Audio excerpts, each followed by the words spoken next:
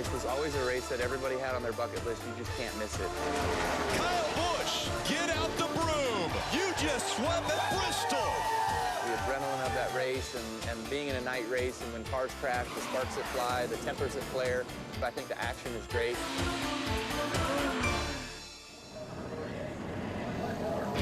And this used to be one of the most coveted tickets in all of sports, coming to the Bristol night race. It is an event. It is something that is a must-see. If you're a race fan, you've got to experience. Want to take a look at the starting grid for tonight's race?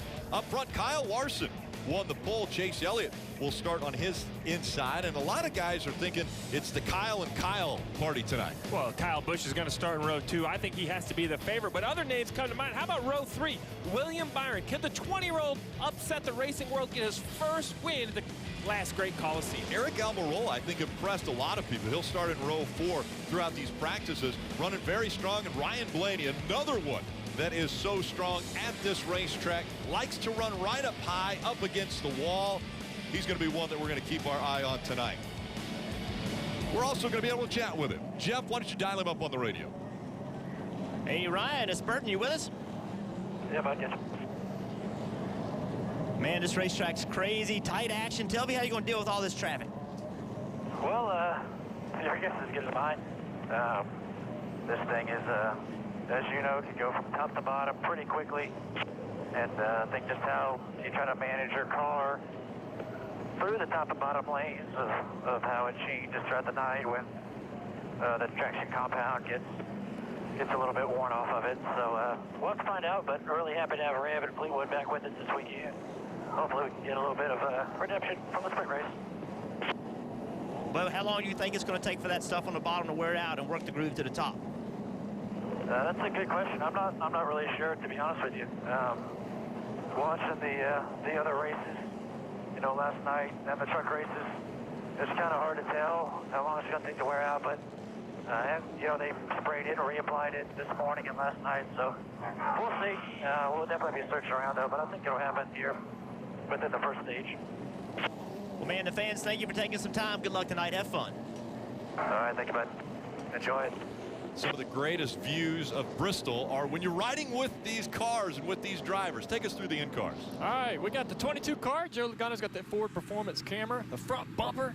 It's going to be awesome all night long. Martin Truex Jr. with the Bass Pro Cabela's camera. He's got the side panner. That's on the right side of the car.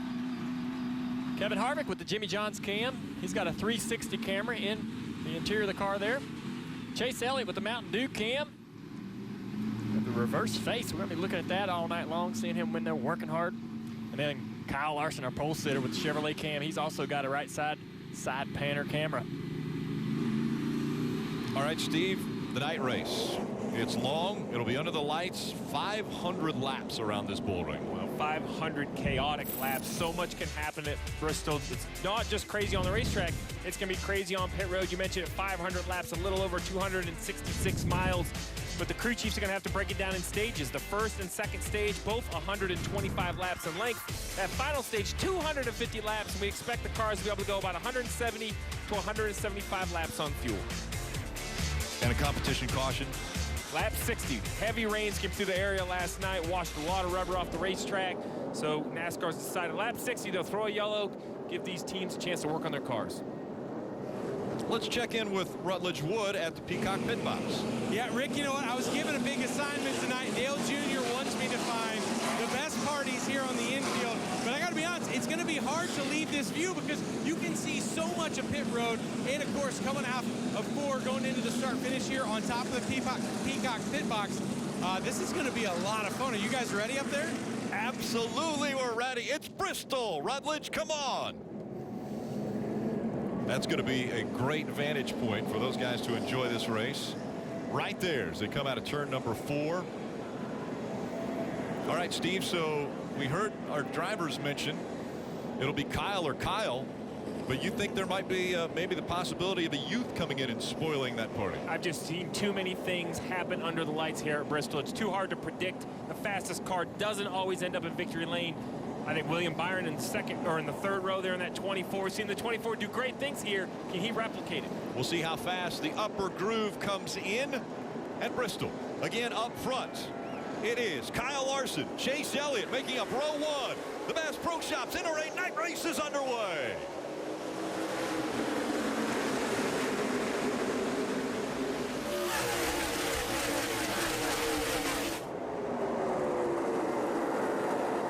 And already, Paul Menard putting a bumper to the back of Chase Elliott, almost up into the wall. Paul Menard's going to take second. Paul Menard real aggressive right off the bat, and that's kind of the mentality it takes at this racetrack. We haven't talked much about Paul Menard, but he's also in that position. If he can win tonight, he's in the playoffs. He really closed on Kyle Larson in 3 and 4. And a pile up in the middle. The 18 of Kyle Busch is around. Contact, they're rolling in there. Greg Gaulding hits late. And Steve, you said it. I don't think I got the left front. Just because you have a great car doesn't mean you're going to avoid these kind of things. It's lap 2. Already in Greg. You see the 18 pull away, the tail panel damaged very heavily. The left front tire took a very hard shot. We'll have to see All the rear sheet metal's KO'd. what the suspension looks like. Bubba Wallace with heavy damage on the 43, smoking. I assume the radiator's knocked out of that car. Steve, there's mandatory parts that have to be on these cars at certain racetracks. What do they have to do, especially to the 18 with the back flying off of that? So the tail panel is required at some racetracks. NASCAR's going to have to make the decision whether they feel the speed here is high enough that that's going to be required. That'll be NASCAR's decision. But remember, the biggest difficulty here is you only have 6 minutes to make all these repairs, and pit road can be so long here. You spend so much time. Let's take a look, guys, at what happened. This was coming out of turn 4. See Kyle Busch on the bottom of the racetrack, gets up the racetrack, out of that sticky stuff into Ryan Blaney, then he just spins in front of the field. And when he does that, a roadblock right there on the front stretch. Little contact for the 78.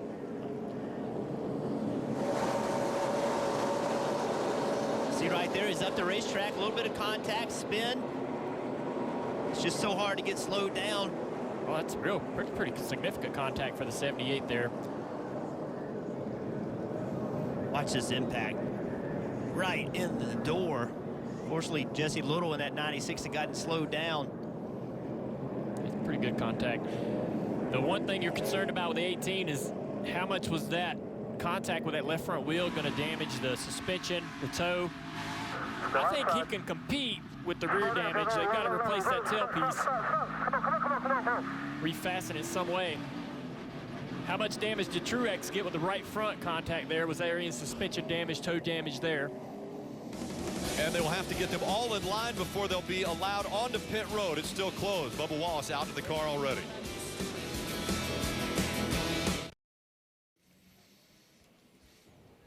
In the dictionary, under domination, there's a picture of Kyle Busch at Bristol. 5 truck wins, 9 Xfinity wins, 7 Cup wins. He has been incredible. Swept here 2 years, 2010, 2017. Domination is what it is all about for Kyle Busch. But on lap 2, he's involved in an incident. Marty. And Rick, he's on pit road. Adam Stevens just said the splitter is okay. That was one of his concerns because Martin Truex Jr. ran over their splitter on the left side. That does look fine. They do have a left front rub. That's one concern. Kyle Busch, the steering is okay, a little bit to the left. They're going to cut that tailpiece off, which they have done. They do not have to have that tonight here at Bristol, so they're going to make several stops here. And again, pitted while pit road was closed for that 18 car. Remember, the clock is always going to continue to go every time he goes onto pit road, so that's going to be difficult for him. But last night, he was dominating the Xfinity Series race, was out front by 3.5 seconds, got out of the groove on the high side of the racetrack, got into the wall. Well, it looked minor, but he cut the tire down. That put him up into the wall, and in the end, he couldn't get back out on the racetrack. He was out of the race. So Kyle Busch not able to continue in the Xfinity Series race, not happy at all after the fact, and now and only lap 2 this happens. Yeah, and he's inside the 12. There's no contact that forces the 18 up the racetrack. He just loses control as the race car slides up, maybe touches the 12 a little bit, spins around, and now he's just at the mercy of everybody behind them. The track gets clogged. There's contact. This hit right here from the 96, you heard Dale Jr. talk about it. That's a heavy, heavy shot to that left front tire. I know they're starting to work on the body. As Marty reported, NASCAR has let us know they don't need the tail panel at this short track. That's not required. So now it's about getting clearance for the tires. But guys, I'm not sure that left front tire, I mean, that suspension would take hours to survey at the shop. Here they're going to have mere seconds on a pit stop. Yeah, he said the wheel was to the left a little bit, meaning the toe is off at least a little bit. So that's something they're going to have to address for sure. They're going to get plenty of time tonight to work on that. Another car that I saw in that crash replay, the 19 of Daniel Suarez. He's going to have a great night tonight. If he can't win into the playoffs, I mean, he's going to have this was a chance. I think he had great speed in practice, so we saw him have contact with the left rear quarter panel from the 43 car. It's pretty severe contact, so that hurts his chances to win. Down to Dave. And Junior, he's going to come down pit road right now, work on that quarter panel damage you talked about. In fact, saw off part of the bumper cover there. Daniel said also, I got into the wall a very, very little amount. So a little front end, but mostly that quarter panel. You can see they're working hard on that because, Junior, even at this track, getting a whole race car can be really helpful. Yeah, you see him tearing that crush panel out right there, throwing it over the wall. That's going to unseal the interior of that car. He's got to run all night long with carbon monoxide and all kinds of gases coming into the car. Coming up into that left rear, there's Truex working on his car down to Kelly. Yeah, Junior, don't know exactly how much damage trying to see was done to that right front. At the very minimum, Martin Truex Jr. felt like he had a flat tire. They had some bare bond ready. You see they're making sure they have good clearance now that they've replaced that tire. And the other thing I can tell you is Truex just saying it was so slick down low. He said he was dead sideways through 3 and 4 before that wreck, Parker. Right, Kelly, and Denny Hamlin actually had similar comments before the green. He said it looked like there was puddles of that PJ1 put down on the bottom before they got going. And you can see where they've fixed the damage on that 11 car. They've been down pit road twice, trying to keep that hood down and pull out all the fenders on the 11. Not a good start for a guy that qualified in the top 10. Yeah, this track's going to be slick in parts because of the rain, washing off some of that rubber from the night before. But we saw cars like Paul Menard. He was running really good right around the bottom before this wreck happened. Looked like he was flying around 3 and 4 with a lot of grip. So a lot of these guys' cars reacted differently. We're going to work on this left front fender and try to remove that tire rub. The fender's rolled up at the top at the 12 o'clock mark. They're also We're going to lose a lap. Let's do it. And you hear Adam Stevens, we're going to lose a lap if we don't get this fixed quick. So they're going to put the left side tires here on for Kyle Busch. Again, they put on left side tires only right here, trying to stay ahead of the pace car. They're barely going to do that. And Adam said on the radio, this might be our only shot to fix it before we go back green. So there's a couple things. The first thing Adam Stevens needs to make sure they do is do not exceed the crash clock. I don't think they will. They've been down maybe 3 times, about a minute and a half in time. They're at about 4.5 minutes total. You're allowed 6, so they should be fine there. And how the crash clock works is once all of these cars that were involved reach minimum speed, which is a time set by NASCAR. It's usually about 1.5 seconds off the pole, normal race pace. Once all of these cars make just 1 lap, Rick, they're cleared for the rest of the night unless they get in another accident. So after that, then all of these cars can really make all the corrections and all the repairs they need.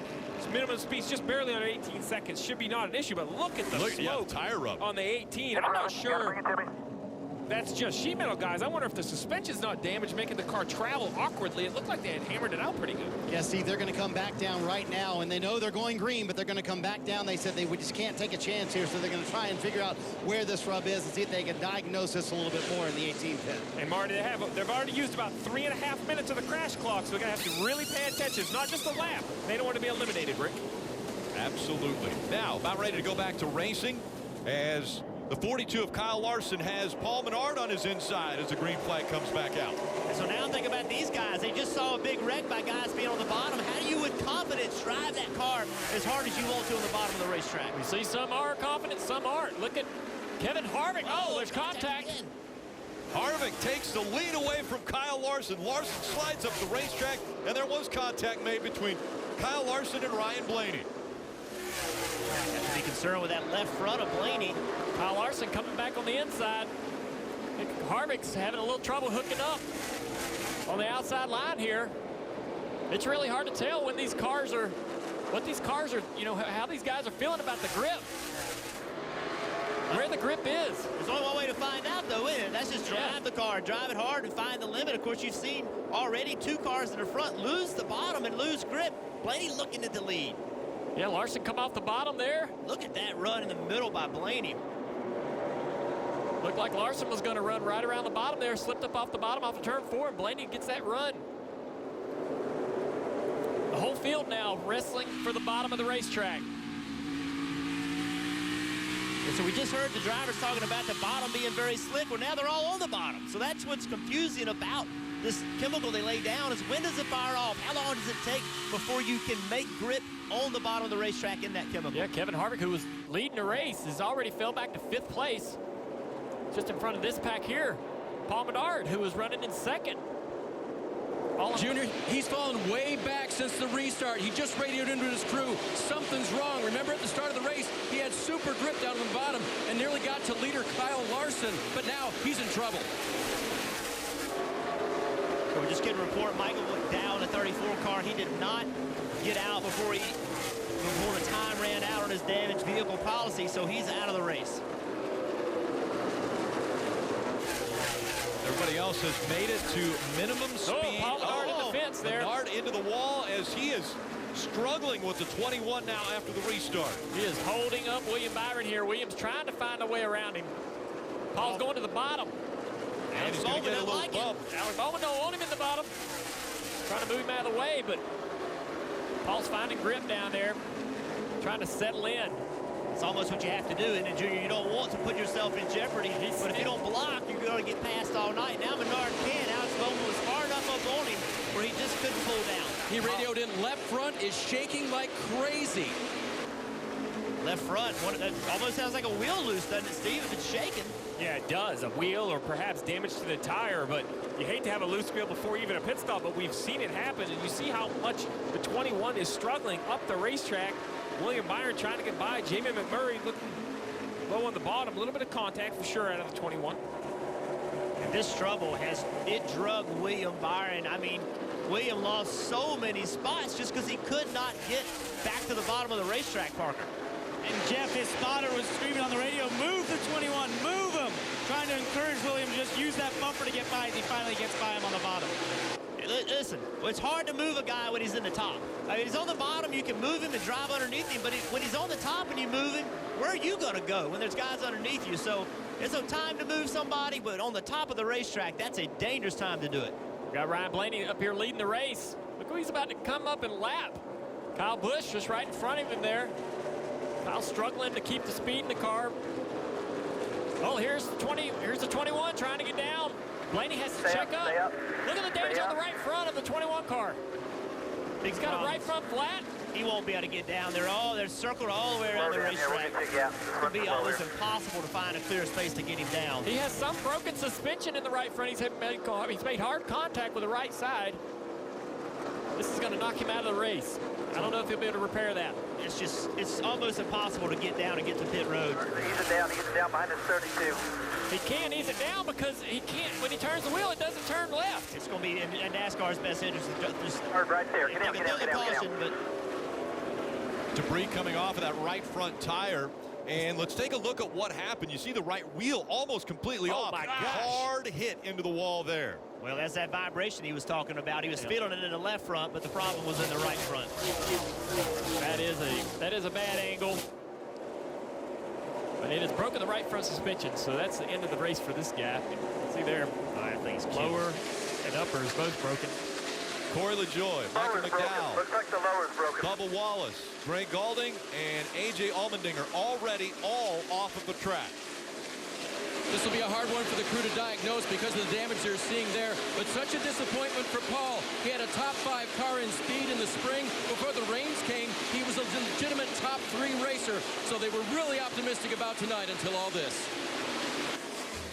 From second on the restart into the wall, and now his night might be over at Bristol. Blaney still out front. Last great Coliseum. Welcome back to Monster Energy Cup Series racing from Bristol Motor Speedway. NASCAR Drive, that is your live race day companion. You can ride along with in-car video of your favorite drivers. You can even watch multiple angles at once. Never miss a lap with NASCAR Drive. Visit NASCAR.com/drive. Riding along with Martin Truex Jr. He got caught up in that incident on lap 2. He has rebounded back and currently running in the 19th position. Jimmy Johnson up high. Clint Boyer down low in the 14. Jimmy Johnson in the 48. Ryan Blaney has a 1.1 second lead over Kyle Larson.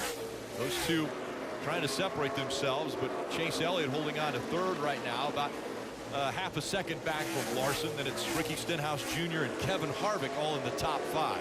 Seeing a lot of these guys running the bottom, running the top. See Jimmy Johnson up high, cars behind him running high. Stenhouse, Harvick, they've been running up top, and they've been running some of the fastest laps over the last several laps. So we've got 14 laps to the competition caution. How about Stenhouse Jr.? He just went around Chase Elliott for third place. We talked about Stenhouse Jr. needing to win to move himself into playoffs, and right now, early in this race, he is doing great running in third spot. And Jeff, he knows they have to win tonight. Always comfortable here at Bristol. He said it reminds him of an old dirt track, talking about Ricky Stenhouse Jr. now in the third position, moving forward. He said, you know what? We probably have the best practices we've ever had here at Bristol. Qualifying, I messed up, but I'll fix that for the race. And so far he has. He's made his way into the top 3, a threat to win, and put himself in the playoffs tonight. Well, here you go. We're going to talk about the playoffs, and you see right there in 17th position is Ricky Stenhouse Jr. and 36 points behind. That doesn't look like it too much. You were thinking earlier in the show that maybe he couldn't point his way in, but well, Alex Bowman's running 13th right now. And that's so pretty good. I don't know that that's going to be enough. He'd have to gain. He's got 3 races to do it, and this is his very best racetrack. So the tracks coming up are tracks he doesn't run well on. So he's got to get it done tonight. He could have a great night tonight and then give it all back up. So I think he still has to be in must-win mode. Guys, it's got to be important, though, that he's running in the top 10 because stage points are so important. That's exactly right. And I will say this. The last time we saw him in must-win situation at Daytona, there were a lot of things happening around Ricky Stenhouse Jr., so he's going to have to maintain calmness in the midst of chaos.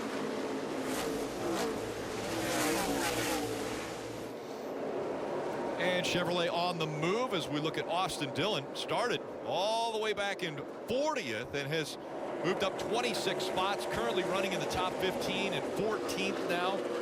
Missed that big wreck and has been very patient. He's passing cars, picking and choosing his moments. Definitely being wise through traffic, Parker. Right, Steve, and the reason he was in the back is because they failed pre-race tech 3 times. His car chief, Greg Ebert, was ejected. They're going to lose 30 minutes of practice at Darlington next weekend, but they knew they had a great race car, and speaking to his crew chief, Justin Alexander, he said, it doesn't even bother me we're starting it back. We know we can pass. You've seen that now. And we've seen glimmers of greatness out of RCR, Richard Childress Racing, over the past couple weeks. We thought Austin Dillon had a great shot of finishing second a week ago at Michigan. You see the other RCR car, Ryan Newman, going a lap down right here. Jamie McMurray going a lap down. That traffic has allowed Kyle Larson to gain on Blaney.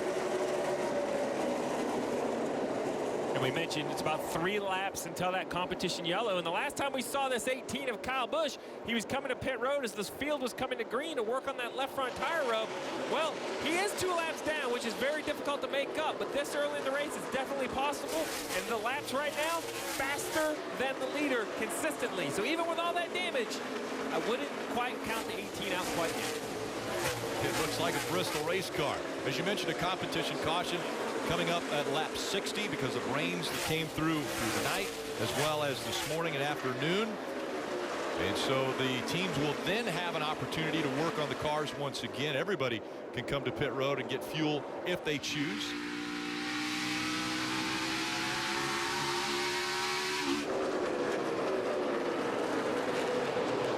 Chase Elliott currently running in the 4th position, 1.8 seconds behind race leader Ryan Blaney. And Chase Elliott and Ryan Blaney, a very close group of friends. Matter of fact, Ryan Blaney went back with Chase Elliott to celebrate his first win that he got at Watkins Glen. And there's the competition caution that has come out. Somebody that caught a huge break with that competition caution. Jamie McMurray, Junior and I have been over here watching him. Something was getting to happen. He has a tire down or something, and he got a lap down, but he caught a huge break by that caution coming out. He's weaving the car back and forth like he may have a loose wheel. He's trying to figure it out himself, self-diagnose the issue. He's very close to going 2 laps down there, which would have been a difficult thing to overcome the rest of the night. So everyone will get in line before they come to pit road. Looking forward to tomorrow. Points leader Scott Dixon in the Verizon IndyCar Series. They're going to return to action this weekend at Pocono Raceway. Again, that's tomorrow, 2 p.m. Eastern on NBCSN. Will Power actually won the pole earlier today. The Indy 500 winner has won the last 2 Pocono races. So should be a great race for the Verizon IndyCar Series. Now, Rick, one thing about Bristol, it's cramped on the racetrack. Well, it's cramped on pit road. These pit boxes are small, and with over 22 cars on the lead lap, that's a lot of cars to hit pit road at once. Hopefully everybody will be able to get in and out. 30 miles an hour. They have to crawl around this place, Marty. And coming down pit road, the leader Ryan Blaney, Ricky Stenhouse Jr., and also on this end of pit road, Chase Elliott. You see all 3 of those guys. Top of the screen is Ricky Stenhouse. He said it was really good early, but got tighter the longer he ran. And he said, for some reason, my brakes feel like they're going long or a little bit soft for Ricky Stenhouse Jr. We'll watch that for Ryan Blaney. He said a little bit loose the longer they ran. And for Chase Elliott at the very front, these backstretch pit stalls tight early, improving, though, as he runs. These guys all with 4 fresh Goodyear tires and Sunoco fuel. Dave. On the front stretch, you'll see 10th place Brad Keselowski, 7th place Eric Almirola, and 2nd place Kyle Larson. Most of the drivers reporting that their cars are tight. I don't think anybody will pull a strategy move here with a green racetrack. They'll take 4 Goodyear tires and Sunoco fuel. Larson's car was tight enough that he wanted a chassis adjustment. So the early leader of the race, the pole sitter, will get a little bit more adjustment. See, Ricky Stenhouse Jr. looks like he'll win the race off pit road. And that race off pit road brought to you by Kroger Click List. You see Stenhouse Jr. gaining a couple spots. Clint Boyer as well. Blaney, Larson drop 1 each.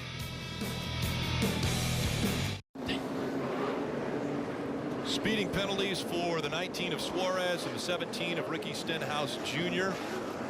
And so those 2 got hit going faster than the 35 miles per hour. They're supposed to only be able to go 30. NASCAR gives them a 5-mile-per-hour cushion. Field approaching the Geico restart zone. It is Blaney and Larson. Blaney up top, Larson down below. Just like last night, that outside line seems to be the preferred line to restart. Look at Larson struggling off of turn 2. Look at their catching. Kyle Busch just came off pit road. You know, they're still working on the car. He's going to have to fight hard here to keep from going. This would put him 3 laps down. Yeah, he's going to have to drive hard. He knows that he cannot afford to go down another lap. We're going to have a lot of cars getting the wave around, a lot of cars getting the lucky dog. It's going to make it difficult for him if he's 3 down. 2 down is doable. And if you're Ryan Blaney, I think that's your goal. I think you want to put him 3 down. You don't want to give this guy any hope at all. Eric Jones giving Jimmy Johnson a little bit of bumper down there in 3. Turn 2 for the 3rd position. Harvick's up to 2nd and a little wiggle up top, but it's Ryan Blaney trying to put Kyle Busch a lap down, another lap down. It's hard to come back from 2, but it's much harder to come back from 3, and Blaney knows that. But we saw it earlier. Before this caution, the 18 car was fast, even with that damage, and right now he's driving away from Blaney. And he's missing that tailpiece, and if you take that tailpiece off, that should, in theory, increase downforce on the back of the car and take away a little bit of drag. Wouldn't you say, Steve? Absolutely. I think it takes away a little drag and adds downforce. But this is a short track, and short tracks, they aren't required if they come off with damage. Kelly? Steve, back there behind the pits in the garage, you'll see the one of Jamie McMurray. They are changing the hub of the right rear wheel. He said he thought something was broken, maybe that he had a wheel coming off. They managed to stick it out until that competition caution. I believe that since this wasn't a result of crash damage, they're allowed to come back here to the garage to make that repair, and we'll be able to send them back out. You just hate mechanical issues like that. The sport's tough enough. The track's tough enough. Competition's tough enough. You hate to go to the garage area because of a mechanical issue. Kyle Larson, Chase Elliott side by side. This is for 6th position. Larson restarted on the inside of the front row. This guy I thought was going to be strong tonight, struggling right now to try to find where his car can get speed and grip. Working that top, working that bottom. Jimmy's working that top. He's committed to running. He could have gotten down in between those 2 cars. But the lap before this, in the center 3 and 4 and approaching the exit of 4, watch Jimmy Johnson drives in the corner hard like you have to and watch the back of the car. It just is not with him having to chase it, and that's why he lost that position and why Larson came up so quickly on him. You look at Larson's car, that right rear quarter panel, that damage, I hate to be particular, but I believe that damage is not, you know, that's definitely going to take a little side force out of that car. Anytime you deform the right rear or the right side quarter panel, definitely change the side force and lateral grip of the car, and that could be slightly affecting what he's feeling. When you say deformed, what about the 18? Kyle Busch, he's got a deformed car. He doesn't even have the back part of the car on it, and he seems to be turning faster lap times than anybody on the racetrack.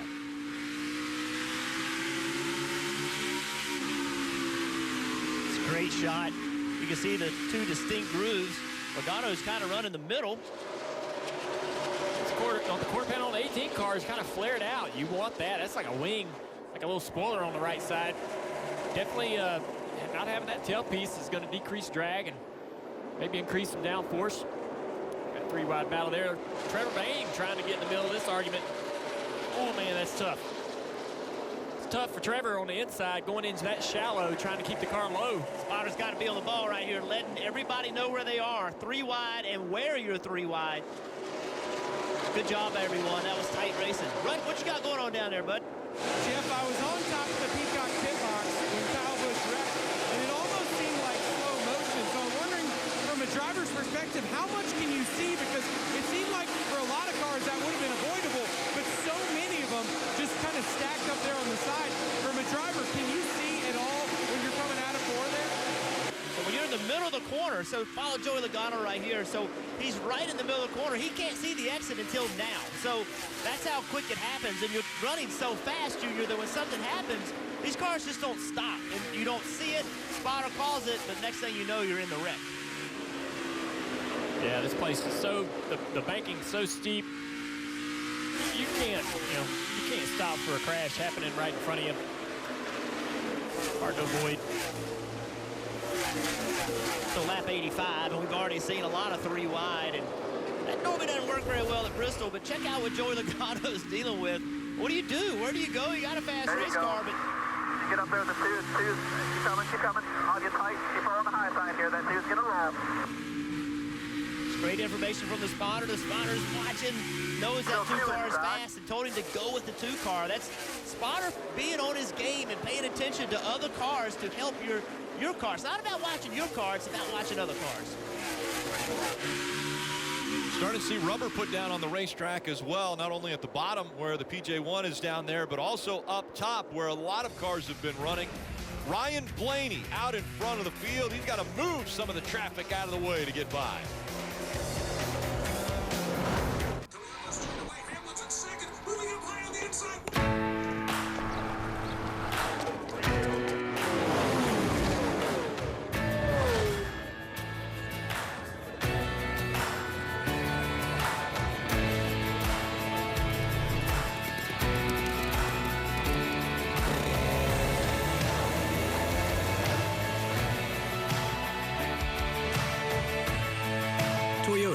Let's go places.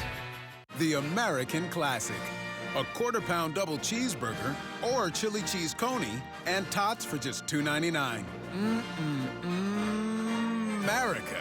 Hurry in for the $2.99 American Classic. This is how you Sonic.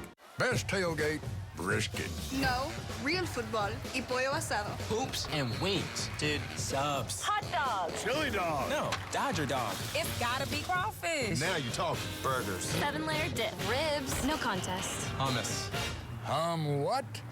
You need a hot grill. And an ice-cold Coke. Of course. Football and Coke. Come on. It's got to be Coke. Game day. Race day. Calls for Coke. You know it. Grab yourself a Coke. It's tailgating 101. When it's too cold for camping, we go camping. When it's too hot to work, we work. Too wet to keep going? Nah. This is the Gator XUV 835 with game-changing heat and air and 3-wide seating. It's never too anything for anything. Nothing runs like a deer. Get $400 off the Gator XUV 835M at any participating John Deere dealer. Ta-ta-ta-ta. What are you doing? I'm enjoying the American Classical. It's the American Classic All-American Dog and Tots for $2.99. I'm sorry, the All-American Dog and Tots.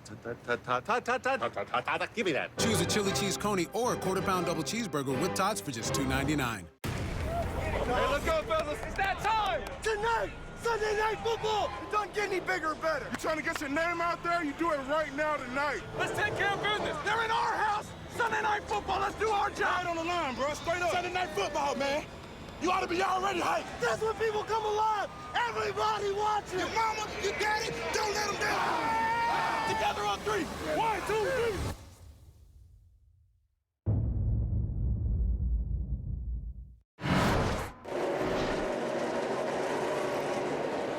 Make sure to tune in on Wednesdays at 9 a.m. Eastern for the morning drive. This week, Steve Letarte from NBC Sports, of course, will be joining. Steve, it's a lot of fun with the bag man, Pete Pistone. Oh, I love it. We're only 97 laps in. We already have a lot to talk about, so there's really no telling what could happen in the other 403 laps here at Bristol. I'm sure you'll be talking about Kyle Busch and what happened on lap 2, but also what's about to happen here. Kevin Harvick has reeled in Ryan Blaney now, and he's been using different lines. He's been running the bottom, he's been running the top. I want to point out his line. If you watch him entering, he enters lower than anyone else that runs the top. He drives in a little shallower. Watch right here. He's going to have to go low for these lap cars. But once he gets back to the top and the 12 car gets back to the top, our leader, Ryan Blaney, Ryan goes in a lot higher, a lot wider. And I've watched Harvick here for years drive that entry so shallow. Let's see if he does it right here. See how low he is? But he's going to drive up to the wall. See how much he gains right there? Oh, he slipped right there. But the advantage, though, is on entry. He gains so much on entry, and he maintains off, and he just keeps chopping away, chopping away, chopping away. Every time I try to run that line on entry, that little bit lower line, I would push from the center off. I couldn't get the car turned, but I don't know how Harvick does it, man, but he always runs that shallow entry, even running the high line. He never enters right on the cushion. Another guy chopping away, is Clint Boyer. He's running the very bottom. He's committed to the bottom right now. See how much 4-car drives in. He just drives in so deep, but he's so shallow. I have no idea how he gets his car to turn so well. He's drove that line for years. Let's take a look at how he slipped up there in 3 and 4.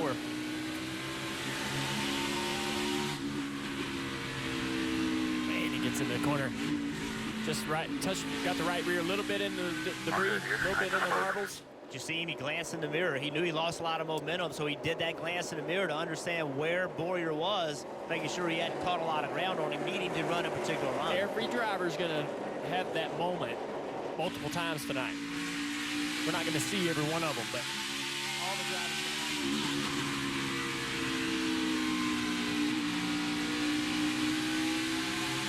Great riding along with Kevin. Watch his eyes. So right now, he's focused on the cars in front of him. He sees all that traffic.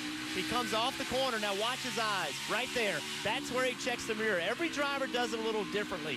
He likes to check it at, he's paying attention to the racetrack, the cars. Now, boom, right there, checks the mirror, understands where Boyer is behind him. You do that because that's a way to tell whether you've made a good corner. You know, you're going to change some of your corner. You're going to change where you lift, where you get back in the gas. You're going to change the way you drive the corner, and you look in the mirror to see if that was better. And the only way you can tell is whether you pull away from somebody or if they gained on you. Kelly. Yeah, Junior, you asked how does Kevin Harvick get the car to turn that well? Well, it wasn't turning before they made that last pit stop. He said he was just way too tight through the middle, and he couldn't put the throttle down on corner exits, so they made a chassis adjustment to help him out. You also notice the different lines he's running. Tim Vito, I spotted, said the high line's coming in. Now the low line is too, Marty. Welcome to the party. Clint Boyer up there in the third spot, trying to get the lead and trying to make that bottom line work, as you guys mentioned up top. Boyer's crew chief, Mike Bugger-Ravitch, his wife, is expecting literally any hour now, but he made the decision to stay here. He said, we've had such a terrible weekend. We've thrown every setup at this car. I'm hoping it works tonight. So far, it's worked, fellas. Well, right now, these Fords are looking very strong up front. 1, 2, and 3. Here comes Harvick. Now with the traffic in front of the 12 Blaney. Harvick gets to the door of Ryan Blaney. Can he make the pass? William Byron up top, holding up Blaney. Blaney's going to have to get aggressive with this lap traffic, or he's going to be trapped behind him. There he goes to the bottom. The bottom of 1 and 2 is going to work really well all night long. The bottom of 3 and 4, not quite as good as the top. And Blaney hasn't really been messing with the bottom much. He's been on the top. Boyer and Harvick both have been trying it a little bit, so they may have a better understanding of what the car can do on the bottom. Now Harvick's going to try to jump up on the outside, try to get around him. Two gets through this is the deal right here, though. You see the double zero car? That's going to be Landon Castle, and that's going to determine what happens right here with this outside lane. Can they get around him, make it 3 wide? How does this going to work out? That's going to cost Harvick here second position if he's not careful. And Harvick about to lose second to Clint Boyer. Landon Castle in double Harvick's zero. going to go through the middle. He's going to try to force. Oh, he's not. See, if you get aggressive like that, maybe he'll be able to maintain second position. He doesn't want to give it up to Clint Boyer. That's where Boyer's been running. He knows what his car is going to do on the bottom. That's where he's been the best. So a car that's going to make it work on the bottom, I think Boyer in that 14 Cummins car, he has the best shot at doing it. There he is. He pulled up in front of you. While all this is happening, look at how far ahead Blaney is now. He's done past one of the big three. Martin Truex Jr.'s a lap down. Now there are only 21 cars on the lead lap, less than 9 laps to go in stage 1. They've also run down Kyle Busch. He had a half a straightaway, almost a 3/4 straightaway on the leader. And remember, with all this trouble in front of Blaney, he was leading this race in the spring and got in a wreck with lap traffic. See this 3 wide. Boyer trying to get by his 2 lap cars. That's Benedetto in the 32. He's trying to find a line. Watch him in front of you. Watch him in front of you. Under 7 laps to go. Clint Boyer up to second. Able to get by the 4 of Kevin Harvick. Now Ryan Blaney. Less than 6 laps to go to the end of stage 1. Ryan Blaney, he doesn't have many stage points. He wants to win this stage. He has 4 stage points, so Clint Boyer has a few more than him. You see this bottom lane is starting not to work for Boyer. Look how much of a run Harvick was getting on corner exit. Now we're going back to the 9 of Chase Elliott. And slow on the track is Ricky Stenhouse Jr. And he looks like he's going to come to pit road before the end of stage 1. He was in 12th position when he decided to dive onto pit road. Here comes Eric Almirola in the 10. And he had come from 27th after that speeding penalty on pit road, so he had a good race car. Marty. It's a flat tire for Ricky Stenhouse Jr., guys. They're on pit road right now with 3 laps to go here in the stage, and one of the fastest cars that entire time. Harvick's got back by Boyer to second. Ryan Blaney, he's got a parking lot in front of him, trying to get by. Laps winding down, less than 2 to go, but here comes Harvick. And we know how aggressive Harvick will be to win a stage. Blaney trying to get by. Got Truex also in there trying to get his lap back if possible. And David Reagan, that 38 car, he's on the lead lap, trying to stay on that lead lap with only 1 lap to go. Here comes Harvick. Final lap. Coming to the checkered flag. Photo finish for the stage ending. Blaney does it. Harvick so aggressive. It was 3 thousandths of a second that Harvick missed winning that stage.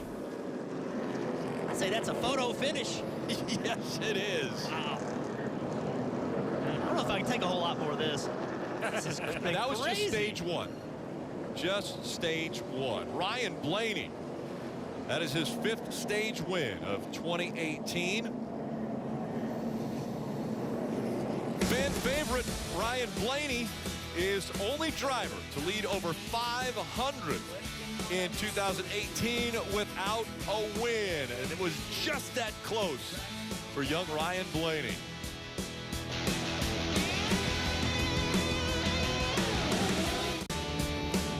Take another look at how close it was between Ryan Blaney and Kevin Harvick. This is for the stage win. Harvick has him, and then Blaney on the high side, 3 thousandths of a second, gets the stage win. And how close is that?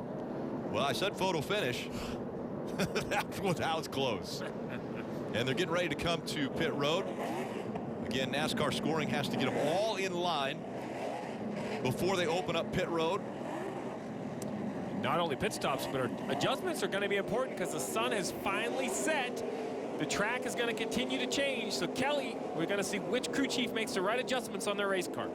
And Kevin Harvick did not like the adjustments the Ford team made the last time on pit road, so they're going to go back on those. He said he has no rear grip. The Ford car just snaps sideways, he said, when he tries to run up top. They're also going to make an air pressure adjustment for Kevin Harvick. 4 tires and fuel, Marty. His teammate Clint Boyer finished third. Kelly in stage 1. He said the car was too free on entry. They debated on a wedge adjustment, and Boyer weighed that off. Said, you know what? It's going to take too much time. Just give me an air pressure adjustment. Up front, Ryan Blaney with a nice stage win and a fun battle with Kevin Harvick. He said he was loose on entry, but needs more center turn, so they're going to make a wedge adjustment, Kelly. Parker. And Marty, Eric Jones is going to pit out of 8th place. He was as high as 3rd in that stage, but then came across radio screaming how loose he was. At one point, he thought he had a tire going down. They're going to do 4 Goodyear tires, an air pressure, and a wedge adjustment. Both 6th place Eric Almirola and 5th place Kyle Larson did the same thing on this run. They went to the bottom. Almirola used it to his success moving up. Kyle Larson got some spots back, but Larson's really unhappy with his race car. Lots of adjustments to the 42 and lots of loss of position on pit road. I would say that has to be Happy Harvick. His crew got him out first off of pit road.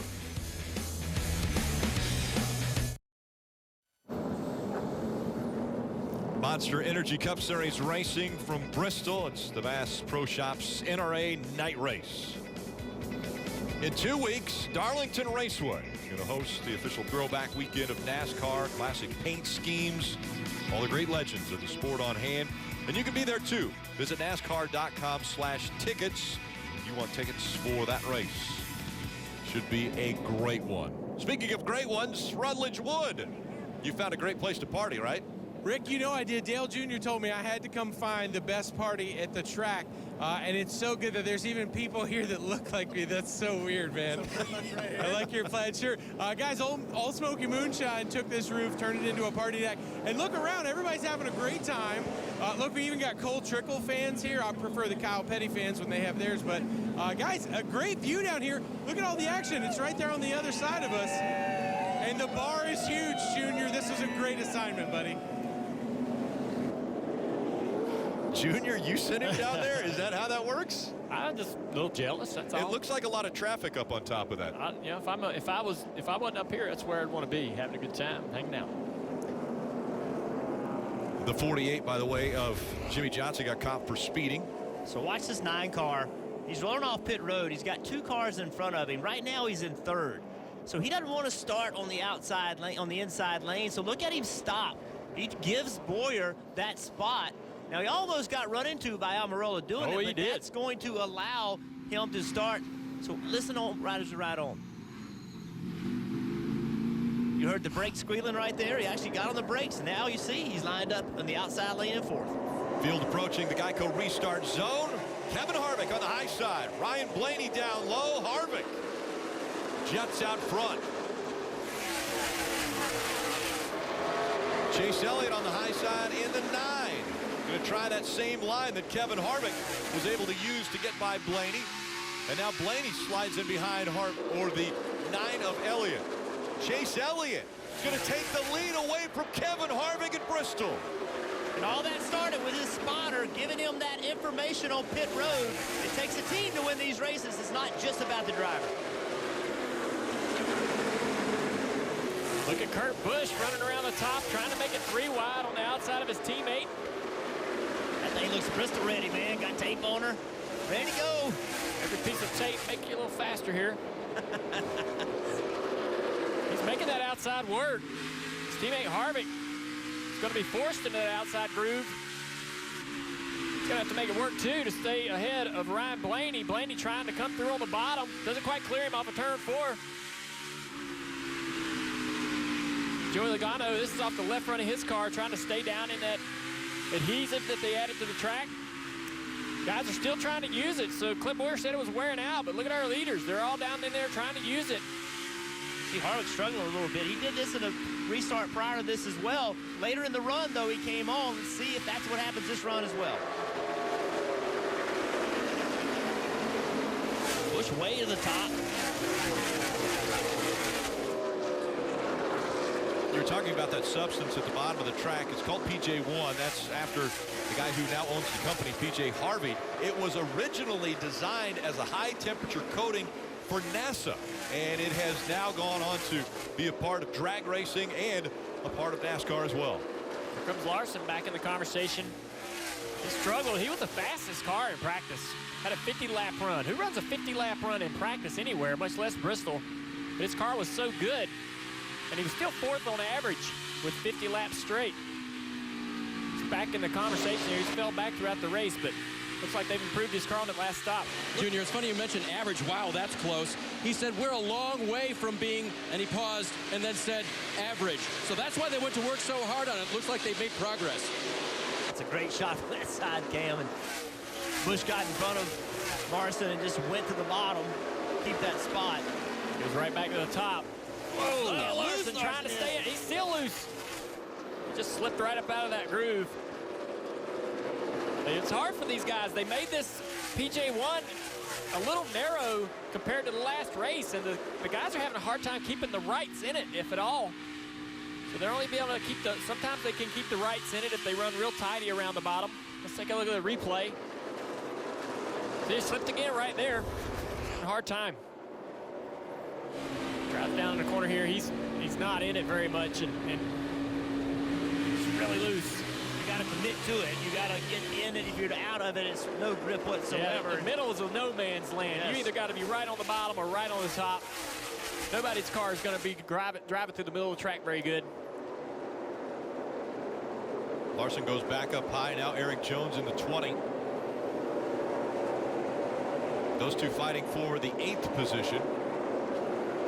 Elliott Sadler has a half a second lead over Ryan Blaney. Then it is 6 Fords in a row.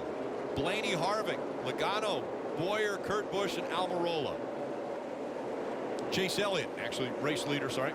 All those guys still working the bottom out front. The only guy that's top right now, 3rd place, Kevin Harvick. See these guys here battling. Eric Jones can't seem to get that bottom to work good enough, and they're just switching back and forth. Man, I'm not loving the top, so I'm going back to the bottom. I really love the bottom. Let's go back to the top. Looking at their card, listening to their team, listening to their spotters, tell them about lap time. What is faster? Sometimes they'll run the bottom of 1 and 2, the top 3 and 4.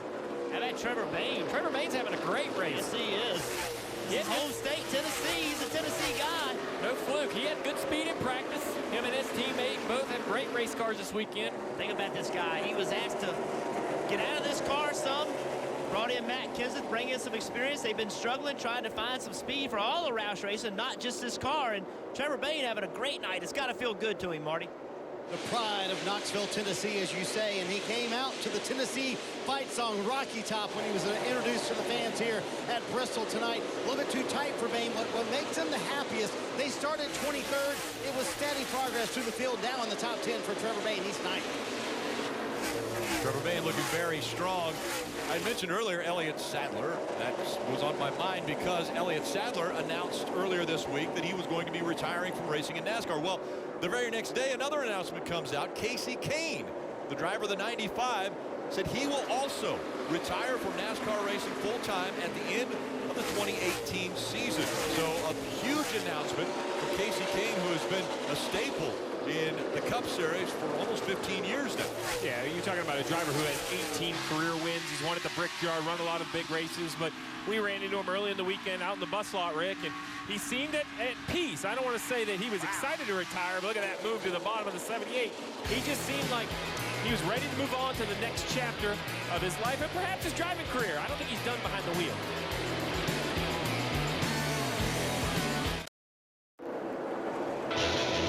It's Monster Energy Cup Series racing from Bristol Motor Speedway, the last great Coliseum. As these cars continue to rocket around this half-mile racetrack, Kevin Harvick trying to chase down Chase Elliott.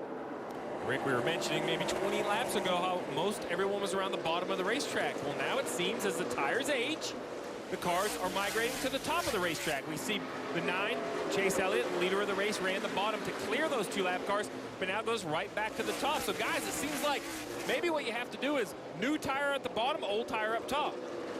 Kevin Harvick seems to be making a lot of time running that top. If he can run that top, he's been able to run down Chase Elliott. Chase Elliott's struggling a little bit there with that lap traffic.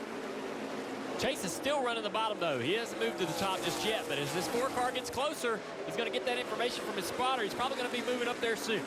One thing about this 4-car, we talked about it when they dropped the green flag. He did not have the grip he needed. You saw Chase Elliott, how loose he was coming off turn 4 right there. But as these runs go on, Kevin Harvick gets better and better. You can see that run he gets by running this high line. Watch what happens right here. They kind of stay even. Harvick starts to catch him, and now watch him gain down the straightaway. And Jeff, I think, and Steve might agree, the racetrack certainly has gone through a change here. The sun has gone down, gotten a lot cooler here at Bristol, and you can pretty much go through the top 5. Chase Elliott, Ryan Blaney, Joey Logano, all these guys saying their car has all of a sudden gone so loose. Got to keep up with the racetrack. That's one big key. If it's hard, it changes because it'll rubber up, tighten up. They have a caution. They'll take all that rubber off. That changes the racetrack again. Harvick, the only problem is Chase running that bottom, he's having an easier time with the lap cars because most of the lap traffic is up high. So anytime, as Harvick closes in, he encounters the trouble with the lap traffic because his line is in the high groove. Look at Chase. Chase sees him coming, so he's going to go, I got a little space here. I'm going to go up there and try that top groove, see if I can find a little speed up there and slow down this gain that the 4-car has on me. Check this out. We have great cameras, so we get to go on board with both drivers and follow along on the racetrack. So look at Chase Elliott. He looks loose to me. He looks like he's going to have to turn the wheel back to the right in the middle of the corner or next. See that little correct? See that right there? He's too loose. He's just not making enough grip. Harvick, he's got his hands nice, steady, and smooth. This car's allowing him to do that. Look at the work Chase Elliott's having to do versus Harvick. This is only a matter of time. When you see two drivers like that, how much easier it is for Harvick right now versus Chase Elliott. Chase is running that high line also for the first handful of laps. Doesn't really have it figured out just yet. Continues to struggle up there. Harvick goes to the bottom. The bottom of 1 and 2 isn't bad. There's some grip down there. Not quite as good in 3 and 4. Oh, look at Harvick. He has a big moment there. Quickly recovers the car. Gets good information for the spotter. Sit back, relax, get back in your rhythm. Try to run that 9 down again. Do a little assessment right now, making sure that it's not something wrong with the car. Maybe you just missed the line.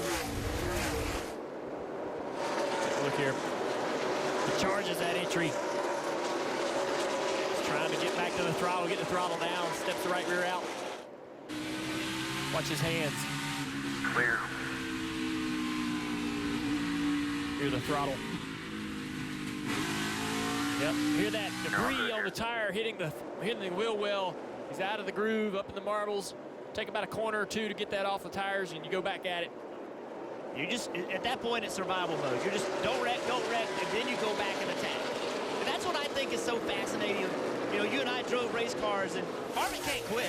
I mean, he can't just say, hey, my car's loose, and, you know, he's got to go and attack. He's got to find a way to deal with that issue that all of a sudden developed. He wasn't having it. We were riding along with him, and then boom, all of a sudden he's loose. I want to take a look at tonight's Subway Fresh Take. Parker Kligerman. Hey guys, I'm here on the Peacock pit box, and I know I've been in the car. I've been told it's really loud. It's incredibly loud up here. How loud? Watch this. Take my mic away.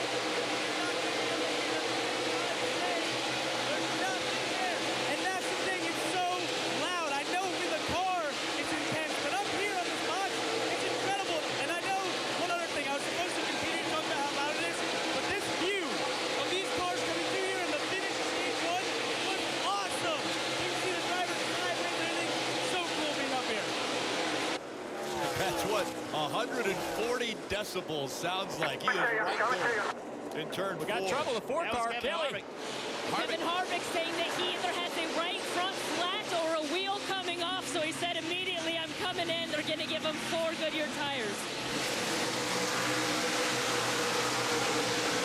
Wonder if when he got out of the groove, he picked up some debris or ran over something with that right side and had a slow leak. Yeah, or if he had a slow leak and that's what caused him to get out of the groove. It's really hard to know. Go from battling for the lead to being on pit road under green here at Bristol. That doesn't mean that we don't still have a battle for the lead. We take a look. Ryan Blaney is closed in on the leader, Chase Elliott. Then a couple car links here. Ryan Blaney's moved to the top, found some great speed. He's back into battle here. He was fading back into 3rd position. Racing with his good friend, Chase Elliott. These two guys are going on vacation this week. After this race, Cup Series takes a week off. Weren't your dad and Terry going on vacation when they were That's right. Dad and Terry were going on a hunting trip. Old man spun him out. They didn't go hunting. One of them went hunting. That'll ruin a vacation. One of them was hunting Saturday night. Wow, look at that. What a great camera view that is, showing how difficult it is. These guys got their hands full. Look at that splitter bouncing across the racetrack. They are driving that groove all the way to the fence in turn 1 and 2. Any small little mistake, they're right in the fence. Blaney backs up the center of the corner to get this great run on the bottom here. Gonna try the bottom interload, get all 4 tires in that sticky stuff if you can. This is where it's hard to get grip on corner exit because you have to turn the steering wheel so much harder. It's hard to get the rear tires to hook up. Man, he gave it a good shot there. That was a great try. I mean, smart to back the corner up 3. He knows 1 and 2 on the bottom is going to have a little more grip. But the bottom, oh, look at him put the pressure on here. He's not done trying. He knows he's faster than Chase. Oh, look at him put the. They might not be going on vacation. That might change quickly here if Blaney puts the bumper to him, but he's going to try to race him clean. Oh, man. He's got him now. That's what you like to see, man. Two good friends, but they race hard on the racetrack. Look at the brakes glowing on that 12 car up front. Blaney said he loved watching his dad in the Bristol night race. Now he's leading it. Ryan Blaney up front again at Bristol. Look at Almirola. Almirola into the conversation now, moving up to second place. Where did he come from?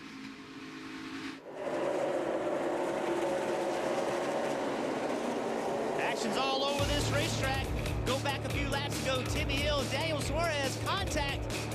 Come on back for some more.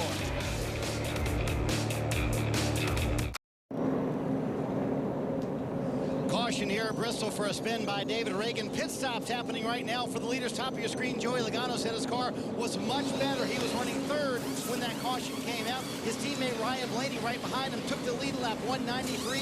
At lap 170, he said, we are in trouble. The car's so loose. Clearly, it got better. And Chase Elliott was worried that he had a right front maybe either going down or he had used it up too much. Car got way too tight at the end of the run, Parker. And a solid night for Eric Jones. He's run the top 10 that entirety of this stage. Just really loose inside that 20 car. He's been begging for them to tighten him up, and especially so he can actually use that track bar to go up to help it turn in the center. 4 tires, Dave. Fifth place, Kyle Larson has the best pit box. Will that help him here? Second place, Eric Almirola up into that second place position, running all over the racetrack. Slight adjustment for the 10. And Joey Logano, a great race off of pit road. The reason for the 4th caution that came out, the 38 of David Reagan, he was in the way a little bit earlier. The 12 got into him, but there you saw Eric Almirola get into the back. Around goes the 38. Caution comes out. Well, with 48 to go in the second stage at Bristol, all the leaders come to pit road, and what does that do? That opens up an opportunity for the 4 of Kevin Harvick, the 18 of Kyle Busch, the 17 of Ricky Stenhouse Jr. They stay on the racetrack, they take the wave around, go from 2 laps down to 1 lap down.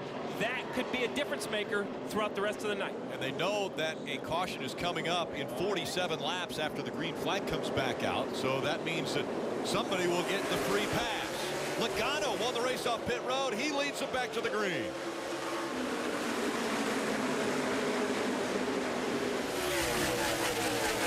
And look who's back in the picture. Kyle Larson in the 42 on the high side. I bet Joey Logano, his pit crew, got him out first. Great stop by those guys. A little bit of damage to the back of the 22 of Logano. He's been hit. Kyle Larson working that higher line. Ryan Blaney just behind him. And Chase Elliott has fallen back to 4th. Now they all go down to the bottom. Larson was working the top, trying to make a gain on that 22. Moving around, trying to find speed. Back to the top. Rest of the competition has to be a little bit worried right now. Kyle Larson is the highest scored lap down car running 20th. If he stays there, if Kyle Busch stays there, he could get the free pass, get back on the lead lap. Kyle Larson jumping up on the top, and remember that coming. Marty gave us a report earlier that he was way too tight. Other people now are saying the track's loosened up. Maybe that's played into Kyle Larson's advantage. They certainly had the fast car. Practice is puzzling why his car was so off the start of the race. Maybe the track had just, with the rain and the reapplying of the PJ1, just altered the track that much. Ryan Blaney putting a lot of pressure on Larson now. Look at that, right on him. Look at the sparks off the 22 car. The patch up there on the top of turn 2. It's rough. Bottoming out the trailing arm mounts.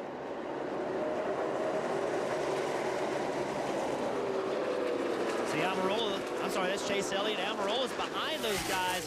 Those Stewart-Haas cars do not seem to fire off well on restarts. He was driving to the front before that caution. Now he's battling to stay in 5th. The youth movement right now in the top 6. Logano, Larson, Blaney, Chase Elliott, Eric Almirola, Eric Jones, all in the top 6. And Logano, he ran the bottom of 1 and 2, the top of 3 and 4. No real consistency yet in the lines these guys are choosing, especially on the newer tire. See, Larson knew he couldn't make that pass, just rolled in behind the 22, went back to the top, then immediately to the bottom to get side by side. Got a chance down here. If he can hit 1 and 2 just right on the bottom, there's good speed down there. This is where it's hard, trying to get the rear tires to hook up right there. It's so hard. And now he's committed to the bottom. Missed the very bottom right here, though. He just didn't keep all 4 tires in that sticky stuff. Got to jump up in front of Blaney here. Blaney's got to run. Blaney's to his outside corner now. Blaney may be taking this position. That all started back in 3 and 4 when Larson just didn't hit his marks. He was 2 feet higher than he needed to be while we're in the bottom. That's how precise you have to be, and it's so hard at this racetrack. Half-mile racetrack, 32 degrees bank, and it's so fast. You drive in a corner just a little bit too far, using too much throttle, and you can't hit your marks. That's what we saw Kyle Larson do. They're going 120 miles an hour, so I have to give him a little bit of leeway there. You guys say if he misses the line by 6 inches. Well, now that we're not doing it anymore, we get to be critical. Easy to be critical up here. Logano trying to hold off Ryan Blaney, Kyle Larson, 2 very hungry drivers back here behind Logano.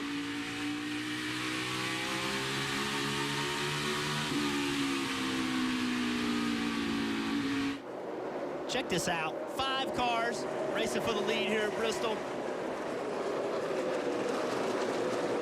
Logano's altered his line just a little bit, making a little bit of a lower, backing up the center and turning and running off the bottom. Let's listen to Kyle Larson. He's got some things to say. 22's going to break that right side track bar around 5 miles like crazy. So sparks we were seeing off of turn 2. It's either the trailing arm mounts or the right side track bar hitting the ground across that bump. It's a pretty significant bump. It's about the only place on the track you will bottom out the chassis. You see the air pressures come up. It's going to bottom out less. It'll clearance itself over time. Chase Elliott drives to the bottom.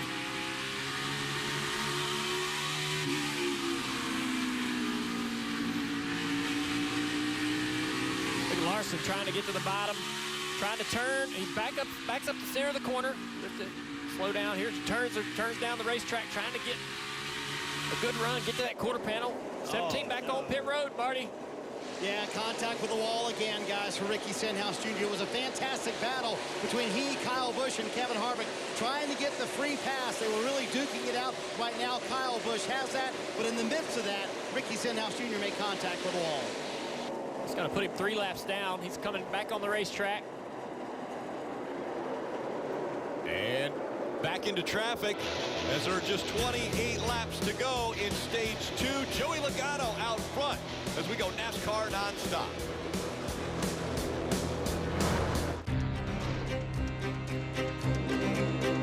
You don't realize what a difference they make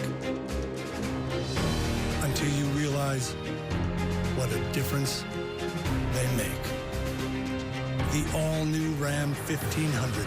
Why more people are switching to Ram than ever before. Now get an average $9,433 in total values on the all-new 2019 Ram 1500.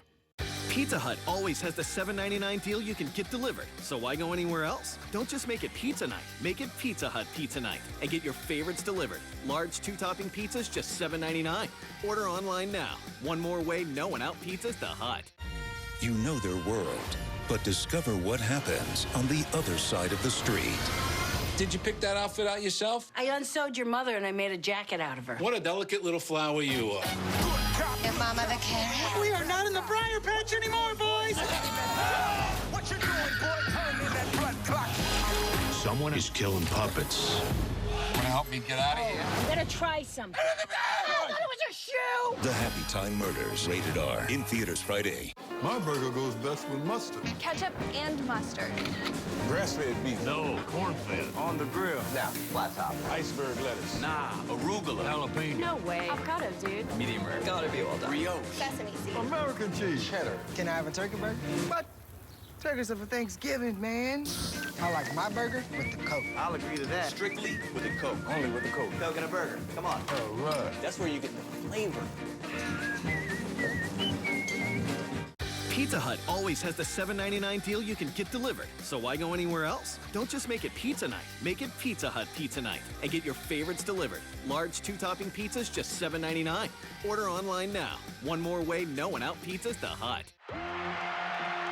And for the Philadelphia Eagles, the dream has finally come true. Tell me when you're ready. We're always ready. Tell me when you're ready. We're always ready. I mean it, I said it. You started beginning, but we're always ready. We're always ready. Tell me when you're ready. We're always ready. We're always ready. Tell us when you're ready. We're always ready. Tell us when you're ready. We're always ready. We meant it, we said it. You started beginning, but we're always ready. We're always ready. Tell us when you're ready.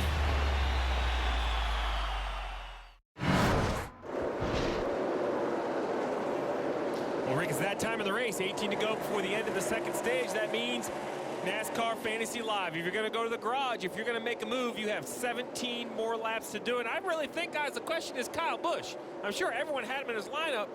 He wrecks at lap 2. He's run most of the race 2 laps down. Now he sits in the free pass position. In 16 more laps, he'll be back on the lead lap. So, Junior, is Kyle Busch in the garage or in your lineup? He's in my lineup. You know, it's Bristol. It's a long race. A lot can happen. He's already got 1 lap back. He's got great speed in his car. Let's take a replay. You saw the, yeah. A little loose into turn 3. He's been struggling all night. Loose on corner entry. You saw on nonstop, the 42 and the 12. Just an amazing save by Blaney. Great car control by both drivers in that situation, and allowed Chase Elliott to get around them both. And if those two guys don't do this great job of driving, not only do they wreck, but that 9 car Chase Elliott, he's in a wreck also. This shot. That's awesome. Up. Outside 9.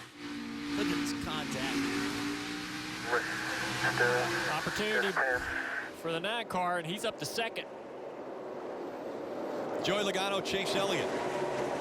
And it's Kyle Larson, Eric Almirola, Ryan Blaney, Eric Jones, Clint Boyer, Jimmy Johnson, Kurt Busch, Alex Bowman, all in the top 10.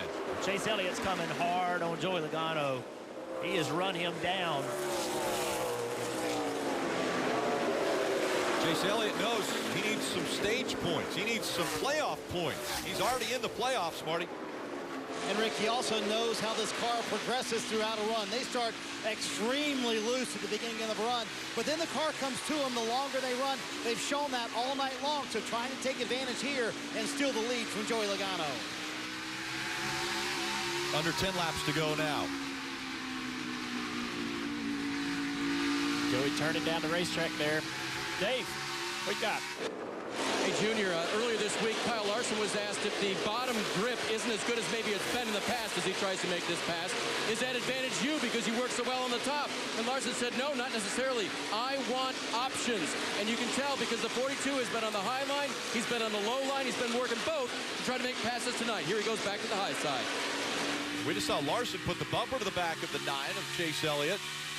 Elliott goes back to the bottom of the racetrack, and Logano staying up high. Junior, you talked about Joey Logano's line, how unique it is. See how he turns down the corner.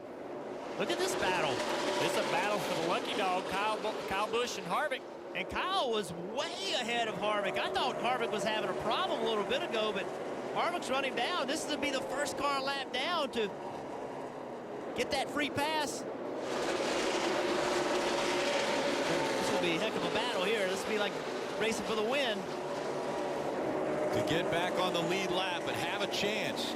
It's the last known caution that these drivers will have in front of them less than 5 laps from the end of stage 2. Pick your battle. Which one do you want to follow? The right side of your screen, it's who's going to get the free pass, Kyle Busch or Kevin Harvick. On the left side of your screen, who's going to get the stage win? The 22 of Joe Logano, the 9 of Chase Elliott. And Kyle Larson has backed off because he said it just went tight all of a sudden. They said, be careful, because that happened to the 18, and then he blew a tire. That's a smart move, Dave. If you're having a problem like that, you're probably not going to get the stage win anyway. Just back off a little bit, save your tires. He's still just about 10 car lengths behind that battle for the lead. You see, there he is in the screen on the right. Just taking it easy, trying to get to the end. Look at Harvick side by side, almost. I don't know what to watch here, Steve. On the left, it's the race for the stage win. On the right, they're racing for the free pass. Right now, Kyle Busch has the free pass position, but Harvick fighting for it as they're in traffic. Logano also fighting traffic, trying to get this win in stage 2. But here comes Chase Elliott on the back bumper. What will he do to get the stage win? Will he put the bumper to the 22? Coming out of the final turn, it'll be a drag race again. Logano is able to get it. Here comes the 18 and the 4. Those two fighting. As soon as the caution comes out, the 10th driver goes by, and there it is. The 18 of Kyle Busch in position for the free pass. What a battle on this track. That was awesome.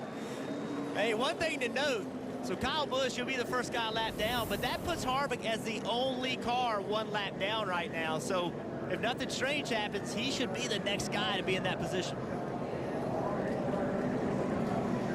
That's Logano's 3rd stage win of 2018, and of course with his win already this season, he's locked into the playoffs, so there's a playoff point helping him advance through the playoffs, but he wants to win here.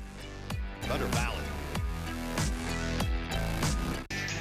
We mentioned at the top of the show just the atmosphere and the great racing that happens under the lights at this racetrack, and we just saw that was the end of the stage, and they were fighting for that win. Well, we picked 2 battles. There are about 6 other ones out there. Those in our minds were the most important. Rick, I think they might have heard us high five. I mean, that was some great racing. We didn't know who to follow, guys. How about over in the driver's booth? Could you pick which battle you were supposed to follow? There was so much going on in both those, it's hard to pick which one, but amazing job by Kyle Busch to go up against one of the best in the business to be able to get that lucky dog.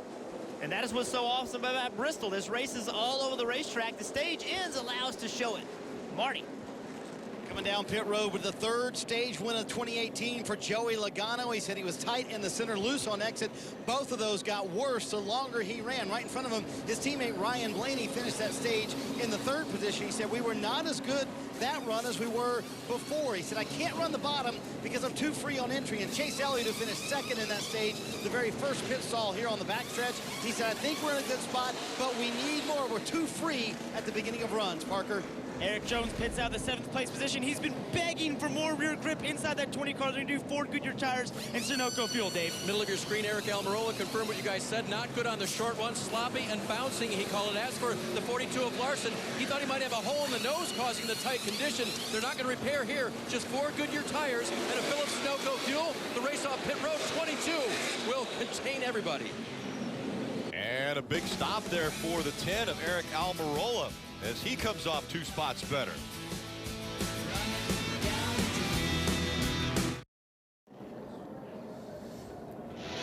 Normally when we talk about the NBC Sports Toyota Camry on-track car, we're talking about this one. It was on pit road earlier, but tonight we want to talk about the 18 that was on the track. Well, this Toyota has been in all kinds of stuff tonight. On lap 2, early in the race, Kyle Busch loses his car, spins out in front of the field. Jesse Little slams him in the door. Fortunately, didn't hit him that hard in the left front, but they came in, beat the fender up, got the fenders off the tire. Here he is in a battered car, but still battling. Stayed in front of Ryan Blaney to stay only 2 laps down. That was huge because ultimately the battle turned in between him and Kevin Harvick to get 1 lap down, be the first car 1 lap down. Caution comes out, and now Kyle Busch is back in the game in the lead lap. And that's got to be tough for the rest of the competition because he has 7 wins in the Cup Series here at Bristol. So check this out on pit road. We saw this earlier. Everybody stopped. So look at this chaos. 3 wide coming off pit road. Check out Kurt Busch. They all stopped. They want to be in the outside lane. Kurt says, I'm not stopping. He drives, beats them to that line. Guess where he ends up? He ends up in 6th. So he's going to get that outside lane, the line that he wanted. That was given to him by people trying to get that lane, and he just took it from him. I love that. I hate those games. They frustrate me. So I like when a driver who doesn't play the game kind of falls his way. And added a lap of caution here before the green flag. Rutledge. Rick, I'm trying to live up to Junior's request to find the best parties in the infield. I'm at the pit road party deck. This is really cool. They set up bleachers out here so the fans can come in, have the total infield kind of hospitality experience. But guys, the craziness that you see, every place in this track you get an amazing view. But a fan stopped me and said, hey, seriously, is Kyle Busch actually back on the lead lap? And I laughed and I told him, yes, even the guys in the booth can't believe this. This is nuts. It is fun. And thankfully, your shadow or your impersonator is not hanging out with you on that party deck. Are we sure that wasn't him? Well, that's a good point. I mean, that guy looked a lot like Rutledge. He had a blue plaid shirt on earlier. So up front, Logano and Almirola. So a good stop by the 10 team. Got them some track position. The 9 of Chase Elliott still in the top 4. Rick, the lights are bright. The sun is down. It's finally completely dark. The race started a little bit earlier than normal. Still just under halfway left, and this is starting to look like the night race we remember. The glow of the lights on the cars. Under the lights, Logano, Almirola. And back up through the gears, but Almirola not a very good restart. Chase Elliott jumps up to second. Here comes Kurt Busch on the outside. We've seen these new tires be treacherous all night. They go in there to lean on grip. They hope it's there, and then it's not, and they slide up the racetrack. Here comes Jimmy Johnson in the 48. A little wiggle there out of Kurt Busch, and Jimmy Johnson up to 4th, now fighting for 3rd. Big recovery from the 48. Was caught speeding earlier. He's rebounded all the way up inside the top 5. Eric Jones in the 20, running in the tire tracks of Jimmy Johnson, but it's Joey Logano out front, Chase Elliott continuing to find that same line right through the middle. Eric Jones almost into the wall as he went very high. That shot was great. That shot was from Colossus. The big scoreboard, a camera rotating underneath the scoreboard, gave us laps here at Bristol. As you see, you mentioned Almirola continue to fight. His teammate bails out from the bottom line. He goes back to the top. Let's go back and take a look at that restart. You mentioned that 10 just didn't accelerate out of the zone. He was on the inside of the front row. The 22 is the control car. He can set the pace. You're going to see the 22 accelerate, and the 10 just looks like he spins the tires. He just can't seem to get going. And that backed him up. Almirola now in the 6th position and fighting for that spot. He has Eric Jones on his outside as well as Kyle Larson. Look out his rear bumper. You see Blaney back there. Clint Boyer dives to the bottom. How about a great run? Alex Bowman right behind Clint Boyer in that white and blue Valvoline painted car. Great paint scheme. I love that 88. Great looking car behind him. The 3 trying to work on traffic as he comes through the... Man, it's chaos. 2 and 3 wide. I'm trying to decide who do I want to focus on, and there's battles everywhere, Dave. Steve, it's a shame Eric Almirola lost those positions on the restart because his team, as we saw, picked him up 2 spots on pit road. In fact, Johnny Klausmeyer, the crew chief, told me last week at Michigan for the company, Stewart-Haas Racing, the 10 team was best on averages all day long. They made a procedural change with their pit crew, not a personnel change, but a procedure that got them better. They're using it again here tonight, and it paid off there. Hopefully, he can have that pay off later. The easiest spots for a driver to get is when the pit crew can get them for him on pit road. How about a great run? Chris Buescher in the 12th position in that 37. Busch's car, a little bit of damage on the right rear corner, but I mean, compared to some other cars in the field, it basically looks brand new. Kelly? Remember, he's had a 5th place finish here, and when I talked to his crew chief, Trent Owens, he said Chris really excels at this track, so the rest is up to me. They felt like qualifying was just flat out a disaster for them. Much happier in the race room, and it is showing now. He's run as high as 11th tonight. Rick, I thought all of the big 3 were going to have trouble. They'd all tripped up. I thought it was going to be an opportunity for other drivers, but now they're starting to recover. But the 78 of Truex, he had a moment. You see right here on the bottom, entering turn 1. Just that time, trying to get the power down the middle of the corner. Goes for a slide. The 19 of Daniel Suarez, the 11 of Denny Hamlin do a nice job avoiding, but look at this. That's busy. I would have wrecked. Just to be clear, I would have wrecked. Yeah, turning to the right at Bristol is bad. Yeah. Logano still out front. Elliott running second. Kurt Busch, Jimmy Johnson, Eric Almirola. Parker. Guys, I'm down here in turn 1. I've got one of the coolest views at Bristol. And these drivers flying in turn 1. You see the ones on the bottom compressing in the racetrack on that sticky stuff. And the guys up top bumping into each other. This is an insane view. Gives you an appreciation for how tall this banking is and how close these cars are running together lap after lap. I just love watching this. And the craziest part is all the beat up, Bristol bruised and scarred race cars as they go by. It's awesome. Parker, I'm going to give you a little hint. Be careful. I've stood down there before. You can get dizzy very quickly watching those cars come by that quick. And they are going by quick. Again, turning laps under 16 seconds for a half mile. As you mentioned, Chris Buescher in the 37. Trying to hold off Martin Truex Jr. They're running 12th and 13th. Logano an 0.8 of a second lead over Chase Elliott, Kurt Busch, Jimmy Johnson, and Eric Almirola.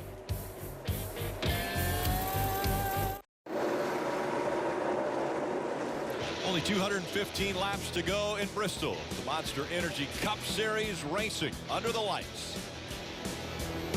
And again, they'll take a week off, but the Monster Energy Cup Series will return to racing on September 2nd at Darlington Raceway. Throwback weekend.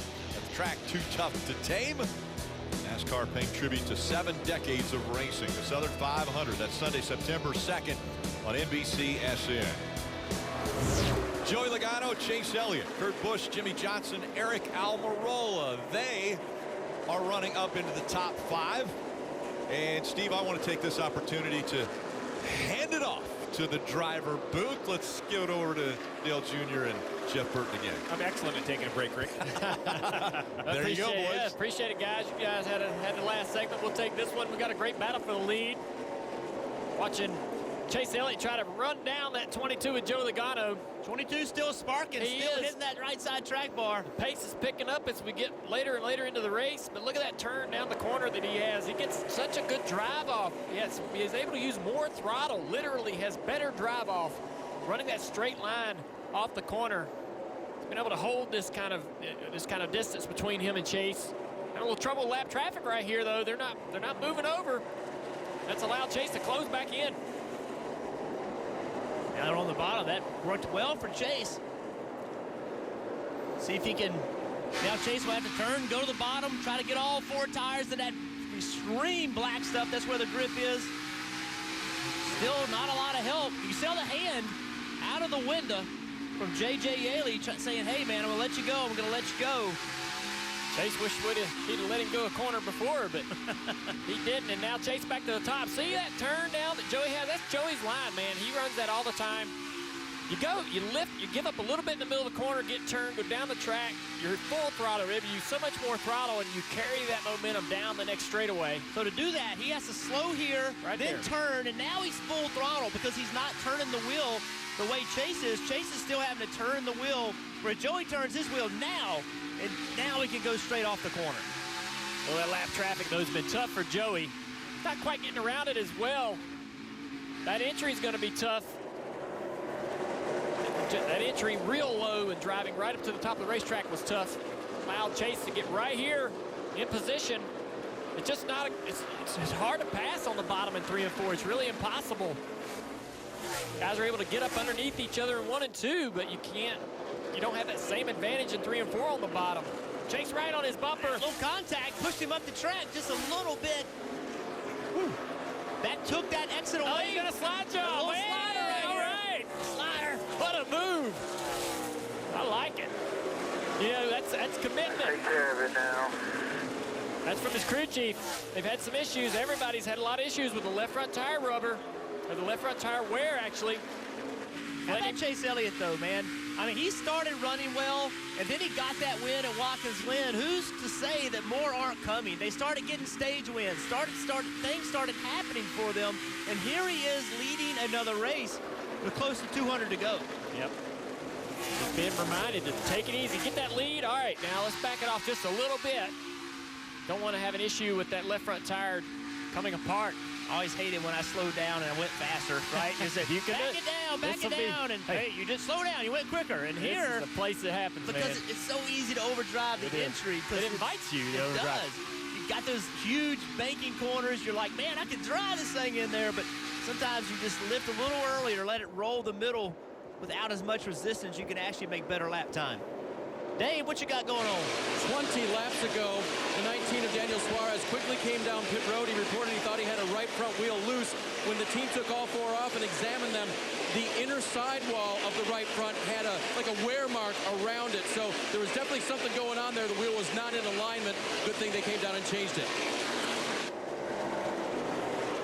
A lot of stuff tonight. Bristol's such a demanding racetrack, but here he comes, ladies and gentlemen. We thought he was done on lap 2. He didn't. They kept fighting, and right now Kyle Busch has worked himself up to 15th.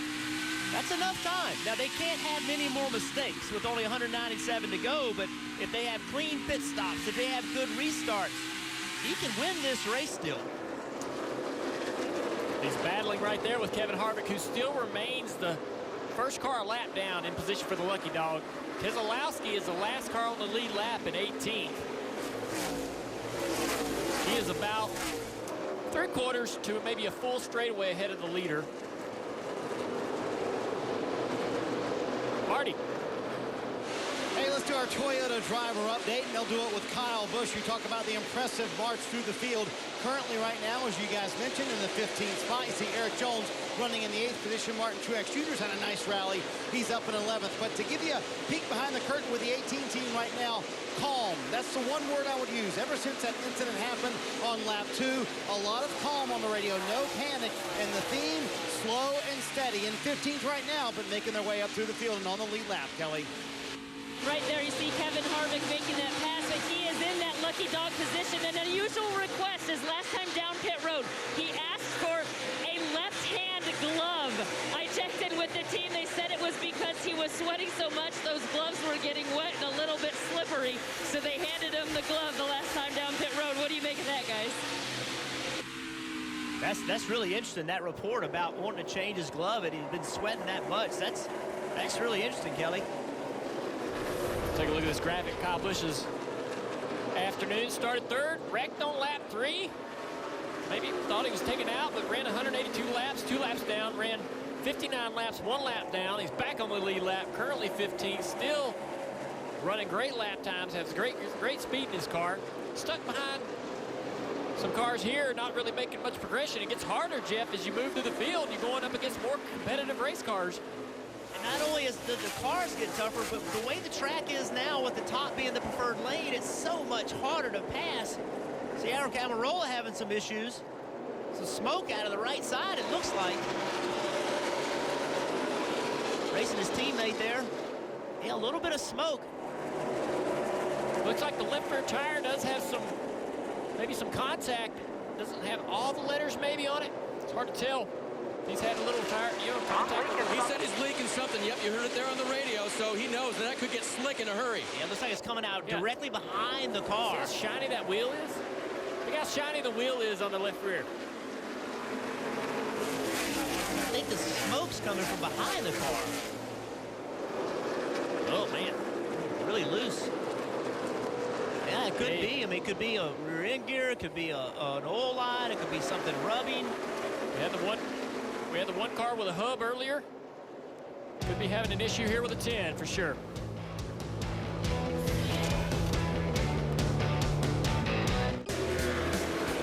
.177 laps to go and counting. Out front, it's Chase Elliott and Kurt Busch right behind him for second. Let's go through the field. Brought to you by Hardy. Hardy. Chase Elliott with almost a 3.5-second lead right now, Rick. And a big conversation between he and Alan Gustafson coming into the week, keeping up momentum on the racetrack. Eddie DeHaan continued that on the radio. Take a listen. Did a really nice job on rolling momentum with traffic. It's good. Gonna need to do that at the end. That's a key factor for Chase. Got to keep momentum here at Bristol. Kelly. Well, Kurt Busch has been the model of consistency. 5 straight top 10 finishes, but yet to win this year. His crew chief, Billy Scott, told me if we keep running top 10, top 5s, that win will come. Kurt, a 5-time winner here at Bristol. running second now, Marty. One of the fastest cars on the racetrack for the last 10 laps has been Clint Boyer, and his crew chief, Mike Begaravich, told me, I like the speed, I don't like the execution we've had lately. That's got to get cleaned up here in the regular season, Parker. Marty, he's not going to be able to hang on for long with that 20 car coming as fast as he has right now. He's been 3/10 faster than the leaders over the last 10 laps. He's been really liking that car right now. Remember, he came so close to winning this race last year, Dave. Eric Almirola still flying, but still smoking. They had high expectations coming in here, finishing 6th in April, but no further report on what it might be for Eric. Marty? Dave, for Joey Logano, who's led 95 laps tonight, he has fallen back to the 6th position car. Way too free on this run for Logano, trying to run that middle line that he likes to run because the top for them doesn't really work here. Also behind him, Ryan Blaney, his teammates, had his car too free to begin this run. They've lost a ton of track position here for Ryan Blaney, who did a cool thing last night. He watched the Xfinity Series race here for Bristol in the stands with the fans, Kelly. 19 career wins for Martin Truex Jr. None of those have come on a short track, but that's not for lack of fast race cars. As his crew chief told me, they just have not had good luck on these short tracks. Today they got caught up in that lap 3 incident, but a remarkable recovery, running 8th right now. And behind him is Jimmy Johnson. It's kind of an opposite situation for Jimmy, who's been so strong here at Bristol with a pair of wins and the best finishing average for the last 4 years. His spotter, Earl Barban, telling me, heck, this is just Jimmy's kind of a place. It's a bull ring. It's fast, exciting. He loves this place. And behind him, there's Chris Buescher. What's at stake for this small team? Well, they are in a close battle for 25th in points. They told me that would be huge for this team, and they're running 10th, a really solid day for this 37 team, Rick. Hey, Steve, remember the word intense that I used earlier, and intensity? Could that be ramping up a little bit? Oh, yeah, that was a great update on the top 10. Well, one more update. The weather. You know, rain came through earlier today, and then it was going to be spotty. And as you can see, weather's starting to build right around the center of those circles, right where the track is, plus some weather off in the distance. So with 165 to go, these crew chiefs and drivers are going to have to decide, are we racing to the completion? Are we racing to a weather issue? Just one more question mark. I mean, sure, it's a night race. Why not? Well, Steve, as far as fuel goes, 170 laps is about where they are fuel window, so they're inside their fuel window now. They will have to come from the start of this final stage before they get the checkered flag. Yeah, they'll have to pit. What they're also in the middle of is the longest current green flag run. They've run 74 laps, so we've heard a little communication about tire wear. We'll see if it has any issues. There's definitely an issue on the 10. We're hearing that NASCAR is going to black flag them. That smoke continues to pour out. And it looks to me, guys, that it must be some fluid. I mean, you see the bumper cover, even though it's black, it's kind of changing colors. Right here, it's a great shot. You can see the... Steve, of course, Eric fires back. Well, it seems to be getting better. Yeah, oh, yeah, of course. It seems to get better. Unfortunately for the car following, this is, I believe, on board with the 22. And you see how the screen starts to get covered with moisture. The lights start to shine a little bit differently. So definitely some fluid coming out of the 10. Cross, here we come now. He said black flag with lines crossed. The second they do that, they're no longer scored. So just running laps for running laps at that point. Just for your own fun. And so they're going to bring him onto pit road and find out if there is fuel coming out, or not fuel, fluid coming out of the 10. So he comes off the racetrack for a black flag. He was running 5th, so Eric Almirola is very disappointed that he has to come off the track. Dave, here he comes. And of course, the crew will go and change tires as they're going. They're looking over the front, which, Steve, why would they do that? Well, I believe that's where the fluid's coming from. It might come out from the tail, but you see as soon as they open the hood, the rear gear is probably out then. Nothing dripping out of the rear that we can see. Yeah, so unfortunate for the 10 of Eric Almirola. You lose laps so quickly. Even if they can repair it, their chance of winning the race tonight is definitely over. NASCAR nonstop from Bristol. Watch your back, Cole. Easy.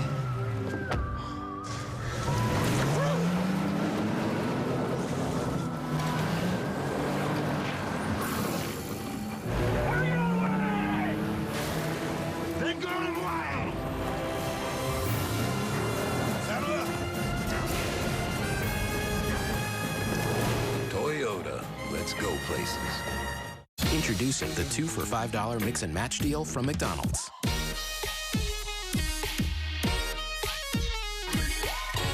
Mix your choice of 2 favorites with the new 2 for $5 mix and match deal. Hey guys, how's it going? Oh, hey, Martin. It's going not great. I need to get you guys back to 100%.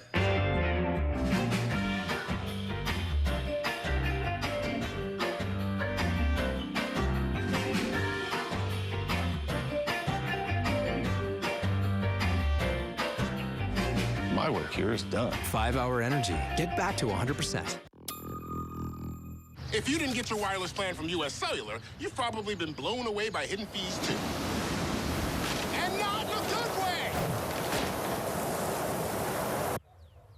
They hit you with activation fees and monthly connection charges. Then they throw in data overages.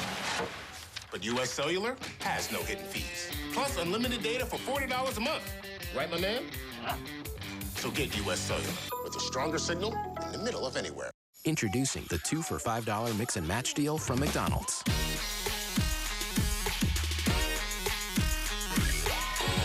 Match your choice of 2 favorites with the new 2 for $5 mix and match deal.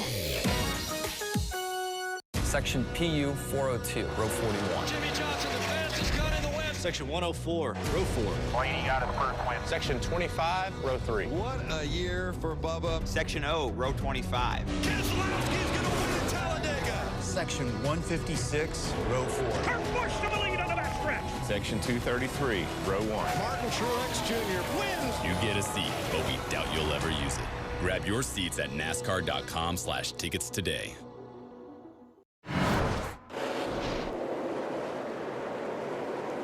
It's Monster Energy Cup Series racing from Bristol, the Bass Pro Shops NRA night race, and the caution has come out, and that would be the 51, Reed Sorensen, and a lot of damage to the right front after he got into the wall. Come down, coming up down. You're done. And hard turn behind the wall. Potentially a break for Kyle Busch, because we heard just a couple laps earlier that he was having an issue and needed to get to pit road. Take another look. There's 51 again of Reed Sorensen up into the wall. Yeah, I have to wonder on a long run. This is the longest they've run tonight if he didn't have some kind of a tire problem. Good break for Keselowski. He's the first car lap down, but he had gotten a lap down, and that made Harvick the second car lap down, so he did not get the pass here. Went to Keselowski. And crew chief, this puts everybody into their fuel window once they come down to pit road, change 4 tires. Change more tires and continue to make adjustments. We're hearing all these drivers talk about the track and how it's changing. You hear the pit reporters talk about whether the sticky stuff's still working, whether the top's the best. Good new tires, old tires. Got to continue to adjust. That's what makes this night race so difficult. The track never seems to stay the same. A couple of new players up in the conversation. Eric Jones was in 4th place there. Truex battled his way up to 5th. This guy's starting to show up here late in this race. New names, new faces up in the top 10, top 5.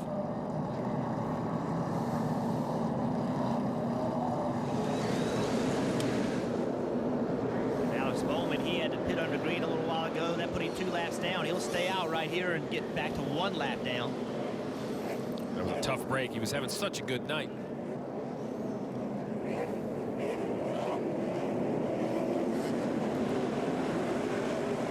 You have to think about Ricky Stenhouse and those guys and trying to capitalize tonight. There's really been a chance for them to do that. Here comes the field. Kelly. And Junior, here on the backstretch, we'll see the 41 there of Kurt Busch come to his pit stall. He said he was loose for a while, but then it got pretty tight. Overall, though, he felt pretty good about the 41. They're going to make an air pressure adjustment. 4 tires and fuel, Marty. Second place man Clint Boyer a little halfway down the backstretch pits here, Kelly. He said his car very good, especially in the early part of the run. No changes for that crew. For Chase Elliott up here at the front of the backstretch pit stalls, he said it's very similar to what we've had before, but I honestly feel like the track is working in our favor, Parker. Eric Jones in the middle of your screen there, pits from the top 5, finally found the feel he was looking for. 4 Goodyear tires, Sunoco fuel. Denny Hamlin has not been able to find the feel. They've been working on that race car all night. You can see it all patched up from that early damage on that lap 2 wreck. And then Austin Dillon started at the rear, and he's finally started moving forward, using the top line, looking for the feel he needs up there.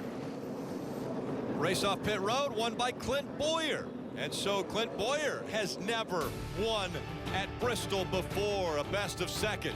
Winning stage 1, it was Ryan Blaney. Then stage 2, Joey Logano with a great finish gets that win. Can Clint Boyer hang on and get his first Bristol win tonight?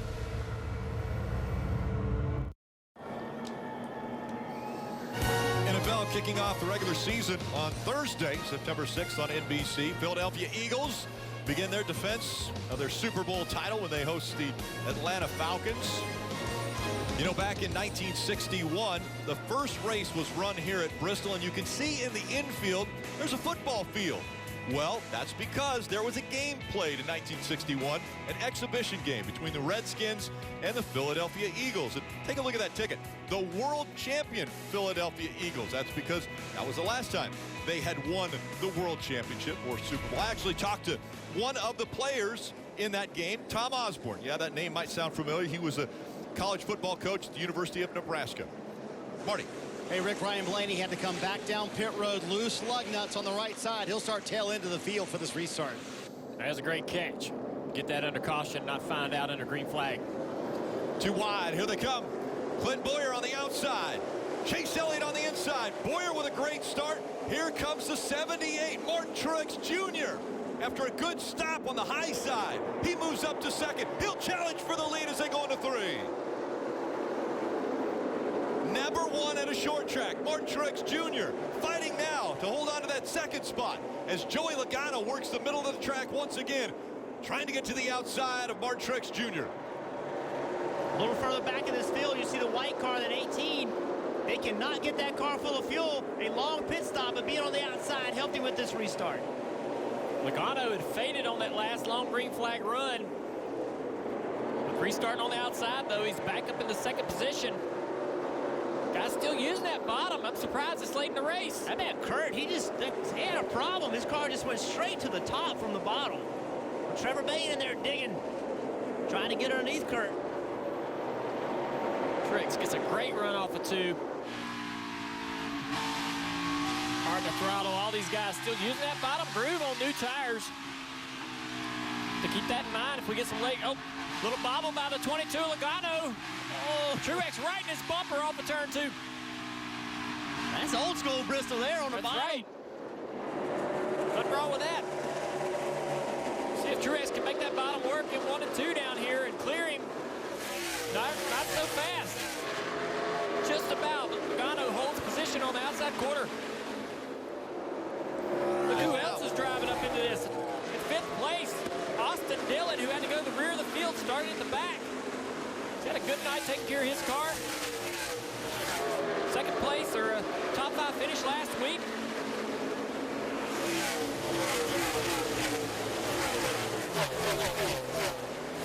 Is this the race Martin Truex Jr. finally gets that short track win? Now has he's moved up to the 2nd spot.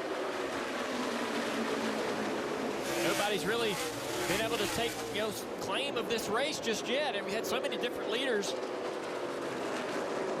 Boyer out front for the first time tonight. Truex trying to run him down. Truex really hasn't had a lot of speed. He hasn't had speed in practice. It seems like they've improved this car throughout the night, making adjustments.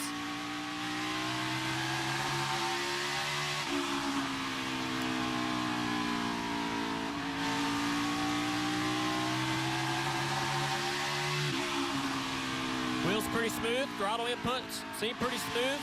Missed the middle just a little bit there, but you don't hear any feather in the throttle. Doing much work there. Not working the steering wheel too much. What I always find interesting, Junior, is you see Clint Boyer out front, Martin Truex Jr. in 2nd. Really no pressure coming from behind for either one of these two. When do they decide to go to the top? You don't want to be the first guy to go to the top and run slower. So I think what's happening right now is the spotter's watching Chase Elliott running back there in 3rd, and Chase Elliott has moved to the top. If he starts making ground, the spotter's going to say, hey, 9 cars coming, now move to the top. But until then, there's really no need to move. Chase was a 10th faster than the leader. Truex went to the top down there in 3 and 4. Chase again, a 10th quicker than the leader. Leader Clint Boyer running the bottom, Chase on top. Truex struggling to find speed. He's a couple tenths off right now. Moving around, improving his speed just a little bit. Kelly. And just as you guys saw the 9 of Chase Elliott move to the top, Clayton Hughes, the spotter for Martin Truex Jr., told him just that. He said the 9 is up top and he's gaining ground. There you go. That's the signal. You know the top's going to come in. You know it's going to happen. You just don't know when. Marty. And guys behind him, Chase Elliott, you saw him move to the top. And Junior, you're right, he was much quicker up there. But that was not the plan for the 9 team. They felt like late in the race, the top wouldn't be the place to be. They kind of worked on the bottom a little bit more, but you've got to be flexible here at Bristol. You see Chase running the bottom, running the middle, running the top. Wherever it creates speed, that's where that 9's going. Even this far behind Martin Truex Jr., he can feel that dirty air. He can feel that loss of downforce on the front of his car. He has a little problem there, missing the bottom there, but he can feel that, so he goes where the 78 isn't sometimes. If he needs to run the bottom, he'll run the bottom. He says his car works well on the bottom if he needs to be down there. And Boyer's going to have to answer the move from Truex. You can see Truex is starting to catch him. He's going to have to answer and get to the top. Joe Logano's part of that conversation as well. He's keeping the pressure on Chase Elliott, so Chase can be, you know, he can look around, but not a whole lot. He doesn't want to make a mistake and put his car in the wrong line. Look here, he's getting a good run up underneath the 78 of Truex. This is going to give Joey Logano a chance to try to drive underneath Chase. Yeah, so if Chase changes his line and something doesn't work, he opens himself up to lose that position. You cannot afford to lose positions experiencing around on this racetrack. You just can't. It's too late in the race to be able to give up that spot to a car like Joey Logano. So he has to drive with a little bit of defense and also trying to, look at that, got the gas good there through the center of the corner. He's got, all these guys are driving the corner so differently. You can see Logano with that low exit. Truex has a similar exit as well. Kind of stop the car in the middle and turn down and run off the bottom. Watching this great battle for this lead, four-way battle. Here he comes. Kurt Busch, that pass right there is for 6th place on the very top. I'm telling you, he's coming. Kyle Busch is definitely going to, I'm sorry. Yeah, he's definitely going to be a part of this finish. If they can go mistake-free on pit road, they should be a part of this battle for the finish of this race. Marty. And Junior, pretty amazing on the left-hand side of your screen. That's a battle for the lead. 4 cars all in one shot. Pretty amazing. And you talk about that line, Junior, the 22 seems to take as the battle for the lead heats up here with Bowyer and Martin Truex Jr. Truex looks like he's going to give that lead away from Clint Bowyer, but Bowyer using that high line to try and get it back, guys. A great battle here. But back to Logano. He drives off the hill. TJ Majors, his spotter, has been on him. Pull it off the hill, drive it off the hill. A little bit different line, Junior. Absolutely. They're all starting to use that line as well. We've seen it from Truex as well. We're seeing it from Bowyer. Stop in the middle corner, turn down, and run off the bottom. Let's drive down the hill, even putting the left rear, if you can, in that PJ1 to get a little more traction and forward bite, to be able to use a little more throttle. You can see where Truex is faster. They enter the corner about the same speed, but watch right here. Truex rolls a little better, is able to turn, get that run. He's going to get alongside of Bowyer. Now Bowyer's just got to not overdrive the entry. Try to beat him off the corner, give up the center, and roll that speed on corner exit. Let's listen in to Clint Bowyer's radio. Mix up the bus ground on you, 3 and 4 on the exit, center out. Off there, you need to run high, 3 and 4, low at 1 and 2. That's coming from the spotter, Brett Griffith. Brett's up there watching, giving Clint Bowyer that information. You can see Truex is a little bit faster. He's but a lot faster. He's really putting the pressure on. It's going to be hard to complete that pass. He's going to have to pull that slide job. We've seen it a few times before. We just got to commit and drive up in there. Like the 9 of Chase Elliott is doing. Dove to the bottom of the racetrack. Now Chase Elliott in the mix for this fight for the lead. Next time, look at that run Truex gets. Right here. Opportunity. This is it. Drive it on in there, right up in the front of the 14 car. Force yourself in that top groove. He's got a good run now. He's got some. See if he can make it work. Bowyer rolled the middle well. Going to pinch him off on corner exit. New sponsor tonight, Cummins on Bowyer's car, trying to give him a good run. Bowyer fighting up front. Has never won here at Bristol. But that means also the 78th of Martin Truex Jr. hasn't either as we go NASCAR nonstop. It's simple. People count on you, and you count on your truck. So we built you the most capable line of Ram trucks yet. The all-new Ram 1500 delivers best-in-class V8 towing. The Ram 2500 has best-in-class gas towing. And the Ram 3500 gives you best-in-class fifth-wheel towing. That's why more people are switching to Ram than ever before. Now get an average $8,659 in total values on the 2018 Ram 3500 Limited Crew Cab with a Cummins diesel engine. Oh.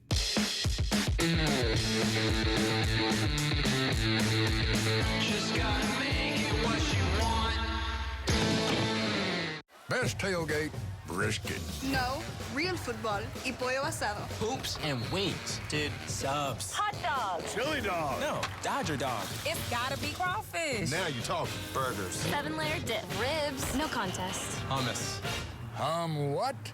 You need a hot grill. And an ice-cold Coke. Of course. Football and Coke. Come on. It's got to be Coke. Game day. Race day. Calls for Coke. You know it. Grab yourself a Coke. It's tailgating 101.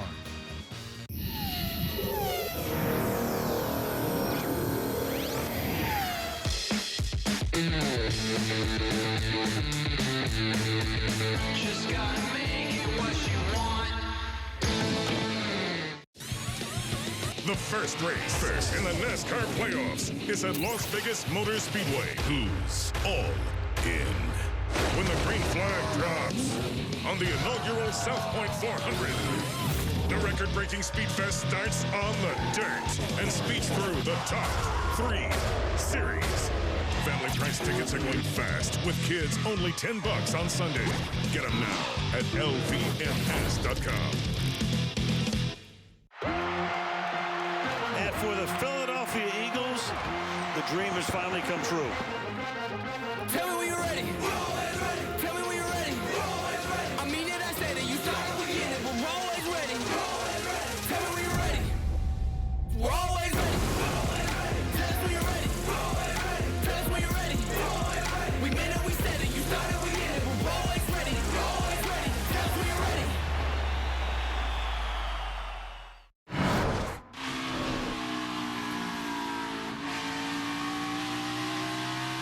As we saw in NASCAR Nonstop, Boyer has been fighting to keep Martin Truex Jr. off. Let's take a look at tonight's Ram trucks proven to last. Kyle Busch, Rick, accident early. Can he continue to rebound? Currently in the 5th position, battling with his brother Kurt for the 4th place spot. Who's going to take control of this race? There's been so many different leaders tonight. Right now, Clint Boyer leads. But after all these pit stops, restarts, it seems like there's a different guy up front each time we see it. It is every time. And then who can take advantage if we get that caution late? Who can be in the right line? Who can push the issue and make something happen to put themselves in position to win this race? Kyle Busch has been so impressive, Steve. He has moved up continuously. Thought he had a problem before that last caution came out. Now he's up into the top 5, trying to get the position away from his brother. And this is what I'm waiting to see. We had this conversation. You know, it's one thing to pass the cars back in 15th or 10th. When you get into the top 5, these are the tough cars to pass. Currently, plus 9 positions on this run alone. Just cleared his brother Kurt Busch for the 4th position. And I don't think he's done there. This car doesn't take off great for the first 2 or 3 laps, but once the tires get just a touch of age on them, his car continues to work the bottom of the racetrack, the top of the racetrack, very versatile. In relation to the race leader, he is now only 2.5 seconds back. The next one he has to try to get by will be the 9 of Chase Elliott. And Rick, we talk about the accident, but it was even before that where Kyle Busch kind of set the tone for the night at driver introduction. They stay there, and they say yeah, and they say there. What? I don't need no introduction. He set the tone right there. He sets the tone, and he's the guy. I think he drives off the noise, the boos, the cheers. He doesn't care. He just wants to be the guy that sparks a reaction, and he absolutely sparks a reaction from this crowd. He's definitely sparking a reaction, and right now, Clint Boyer trying to hold off that 78.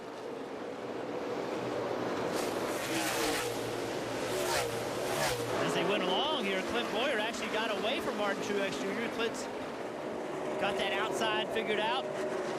Martin maybe uses tires a little bit much trying to get by him and maybe letting him cool down a little bit. Going to make another charge. I think car for car, Truex definitely has a little more speed. Lap traffic's been a little more difficult at times for Truex. You think it'd be tougher for the leader? He's the guy that everybody races. I don't want to lose a lap. But look at the way Boyer goes to the corner there and just puts distance on Martin. He goes to the bottom around that lap car, William Byron, and now Martin has to shorten up his exit. That's a couple car lengths. You have to fight to get back. Boyer just seems to be able to get around that lap traffic. The other thing, this racetrack is going to continue to change. It's only 89 to go, but this line that they're running right now where they're turning low off the corner doesn't mean the track is going to continue to allow them to do that, Marty. Kyle Busch trying to get to Chase Elliott. That would be for the third position. Can't overstate what an amazing rally it's been for this team. For way of review, the accident on lap 2. They were down 2 laps. At one point, almost down 3 laps with this 18 car. And let's take a bigger picture view at it with the big 3. What would a win tonight for Kyle Busch mean after the win by Kevin Harvick at Michigan last week? If they can come back from this, nearly being down 3 laps and win tonight, momentum going into the playoffs with only 2 regular season races left after tonight. He is flying. I mean, it's the fastest car on the racetrack. Doing a great job working around lap traffic. You can see he's pushing hard sideways off turn 4.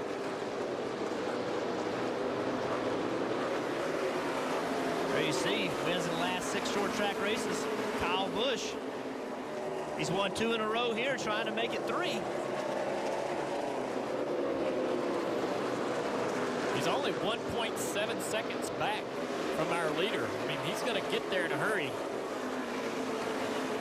No time at all before he's up there working on Martin Truex Jr. for second. There's Truex. There's our leader. Trying to put a lap down on the 2-car, Brad Keselowski. Harvick's right now the lucky dog, but if Brad Keselowski goes another lap down here, that'll make him the lucky dog, and Harvick just can't get that opportunity, that break, to get his lap back, because he's just as fast as Kyle Busch.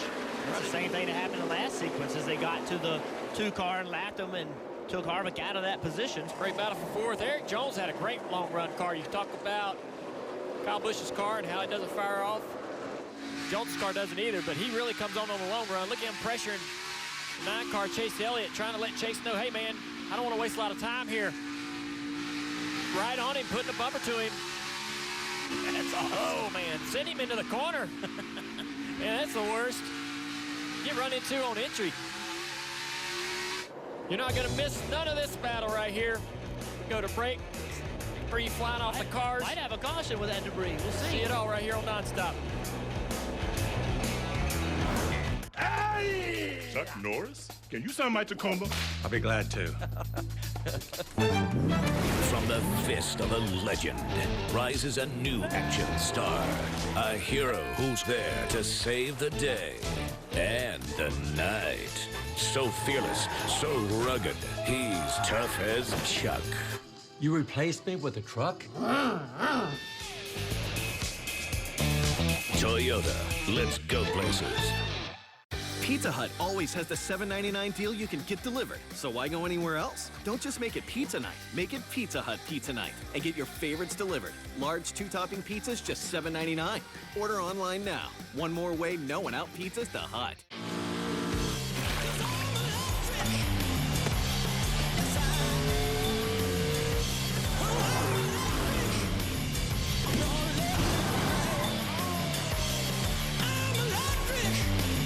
Cheesy grooves, deep flavor, deep crunch.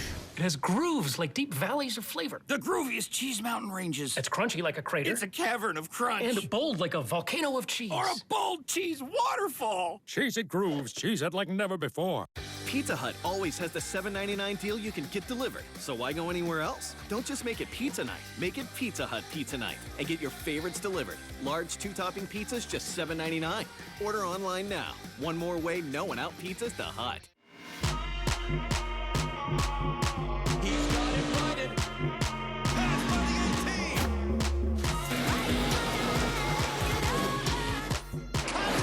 Oh, into the wall hard, and they pile up behind him.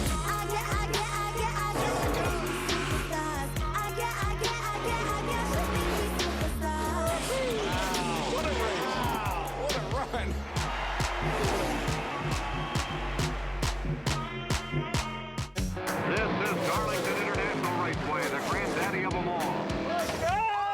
I love Darlington. Everybody's always doing their throwback paint schemes.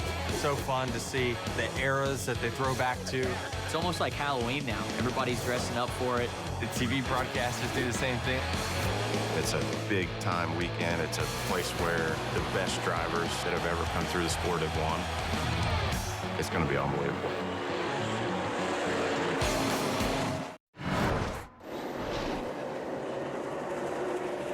It's been an incredible run by Kyle Busch. Oh, the 18 team, he got into the back of the 78. Martin Truex Jr. slamming into the wall. He hits again. Contact made. Kyle Busch got to the back of the 78. The 78 spins and brings out the caution once again. Also involved the 7 of J.J. Yaley.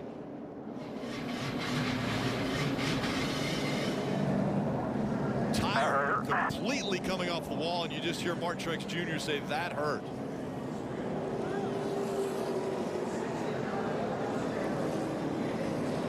Into the truck.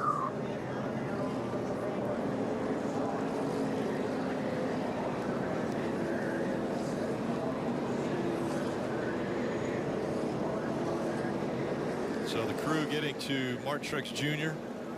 He'll take his belts off. That hurt, and also hurt his feelings. Yeah. You know, sitting there running second with a shot to win this race.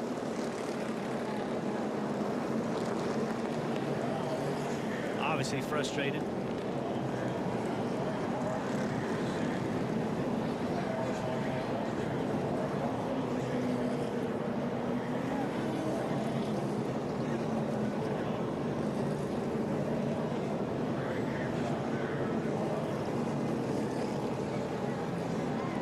Man, you put so much into racing, it means so much to you, and something like that happens, it just runs all through you, man. Makes you so mad.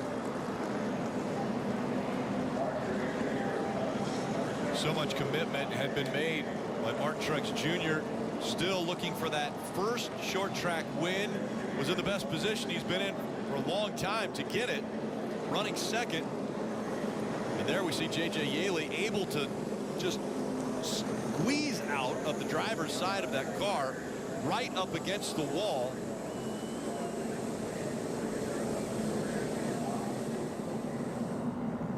Let's take a look at the replay here. Coming off turn 4, Kyle Busch. Truex taking it. Kind of come down the track a little bit, but really didn't turn into the 18 car. J.J. Yaley just trying to get by. Nothing he could do. Watching the 78 come right across the racetrack. Huge impact. Yeah, that angle into the inside wall is an odd one and a tough one. Just barely touches him there. Yeah, Martin's not going to be happy with that. I don't think Kyle did it out on purpose by any means, but certainly coming off turn 4 and thinking the 78 was going to go a little higher up the racetrack. Inside quarter. Hang on to it, hang on to it, hang on to it. Damn it. Hang on, hang on, hang on. Just hard wrecks, you know. Even at short tracks going 100, 115 miles an hour, those are hard shots.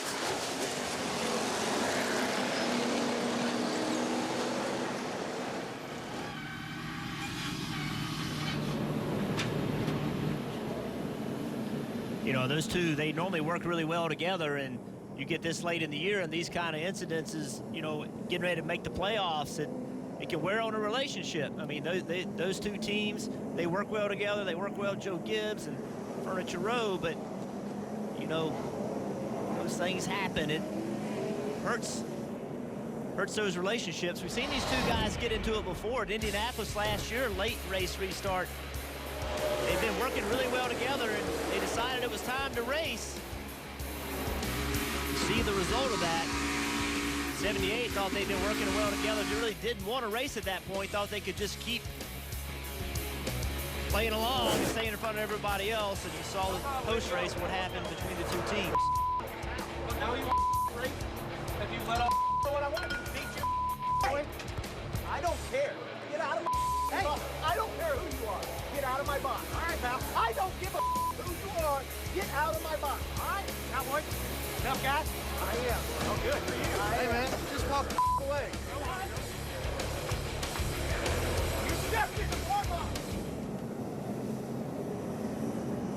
That's Martin showing his frustration. Marty. And Rick, for what it's worth, Kyle Busch came on the radio and kind of groaned after all that happened, said the contact was so light, clearly indicating he did not mean to do that and did not want that to happen. For what it's worth, Cole Pearn came down to the 18 pit box, had a conversation, a quick conversation with Adam Stevens, kind of ended it with a thumbs up, but you could tell he was not happy when he walked away. Short track Bristol racing. People are going to leave here. They're going to be mad. For second. I mean, that you got to remember, they're fighting for second right now. Well, I think Jeff's point is well-founded that it's 2 races to the playoffs. Right, Jeff? We leave here 2 more. And then they're going to be racing for a championship. And we've seen that Furniture Road team, Joe Gibbs Racing, the Toyota connection, they work so well together. They continue to, dominate, hand it back and forth with Harvick in there winning as well. So it's going to be interesting to see how they recover from this and move forward, Marty. And Steve, we have documented the amazing rally for the 18 team today, but there's a bigger problem, and you'll understand this as a crew chief. That back panel is not on the back of the 18 car, so when they go to plug the fuel can in, it will not work. They cannot get fuel in the 18 car. They have to physically hold the panel. They can't change tires at the same time. So they are currently 7 gallons short from being able to make it to the end of this race, and they're not sure how they're going to get fuel in when they come in and stop this time. Here's the radio with Adam Stevens a moment ago telling Kyle Busch what the situation. If not put fuel in it, it'll be about 7 gallons short. And there you go. So they are going to be 7 gallons short here, Steve. So they're trying to figure out what they're going to do on this stop, how they're going to get fuel in, and how they're going to finish this race. Right. Well, from what you're explaining, Marty, they can get fuel in if someone holds the panel, which means it's going to slow the pit stop down. It took him basically 75 laps to drive from the back half of the lead lap up to second. If they have to have another slow pit stop, Rick, I mean, it's a great race car, but with 62 to go, I don't think he can expect to do the same thing again. But Steve, they don't have to get it full, right? Well, it's 62 to go. If they're 7 gallons short, they're going to have to get 7 gallons in. Should only take, 3.5 seconds or so if the car was in good working order. But you can see by the damage that it's going to be interesting to see how they try to do this. The other issue with that, Steve, is if they've been working all night on that car with full of fuel, and then they go put tires on it and don't get it full of fuel, it's going to drive different. The car is not going to drive the same because it's going to have less rear weight percentage in it, and that's going to change the way the car drives. I mean, you see there's nothing supporting that green area at the left rear behind the left rear tire. You see the dry brake, and you see just the bodywork's blowing around at caution lap speed. So that's a 100-pound fuel can that fuel man, the gas man's got to push, and he needs it to push back, right? If it just gives like a sponge, it's not going to work. Steve, I think they can get some fuel in it. I mean, he's been racing with this damage all night long, so at some point they've been able to get fuel in the car, but it's going to just cost him some time on pit road. And how much time will that cost him? How many spots will he lose? And can't afford to lose any spots with 60 laps to go. Yeah, I mean, the last time he was the last car off pit road in the lead lap. So his pit stop was so slow that he gave up every position on the lead lap. And like you said, that'll just be a devastating blow. Well, the drivers, we heard earlier that feelings are going to get hurt when you go short track racing. Well, Sherry Pollock's longtime girlfriend of Martin Truex Jr. just tweeted, OMG, can't believe that just happened. Kyle Busch is a moron. And so listen, the wives ride with the husbands. Yeah. I'm telling you, and the boyfriend, the girlfriends, and it's, they go through so much, and they ride, they see their husbands and boyfriends when they come home. They see the heartbreak when things don't go well. So when you hear somebody express that opinion, that's because they're living this every single day, and the emotion involved in it runs really high. Yeah, we saw the frustration of Martin Truex Jr. when he got out of the car. He kicked the car. So frustrated at what had taken place.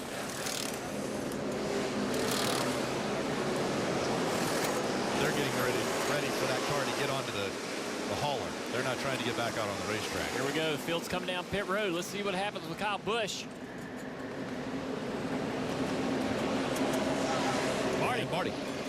And guys, it's interesting. The chassis adjustment on the 18 was almost an afterthought. Their whole conversation was about how this fuel situation was going to go down. They are going to make a very small wedge adjustment. You see them plug it in. You see it just flex in. It doesn't do anything. They have one guy in there trying to hold it as best as they can. That's Nate Bellows, the car chief, trying to hold it in there as best as he can. There's the adjustment. They're going to lose a ton of track position here, but that's what they did, and they think they got enough fuel in it to make it to the end here, Parker. Marty, Eric Jones in the middle of your screen there's going to pit out of the top 3.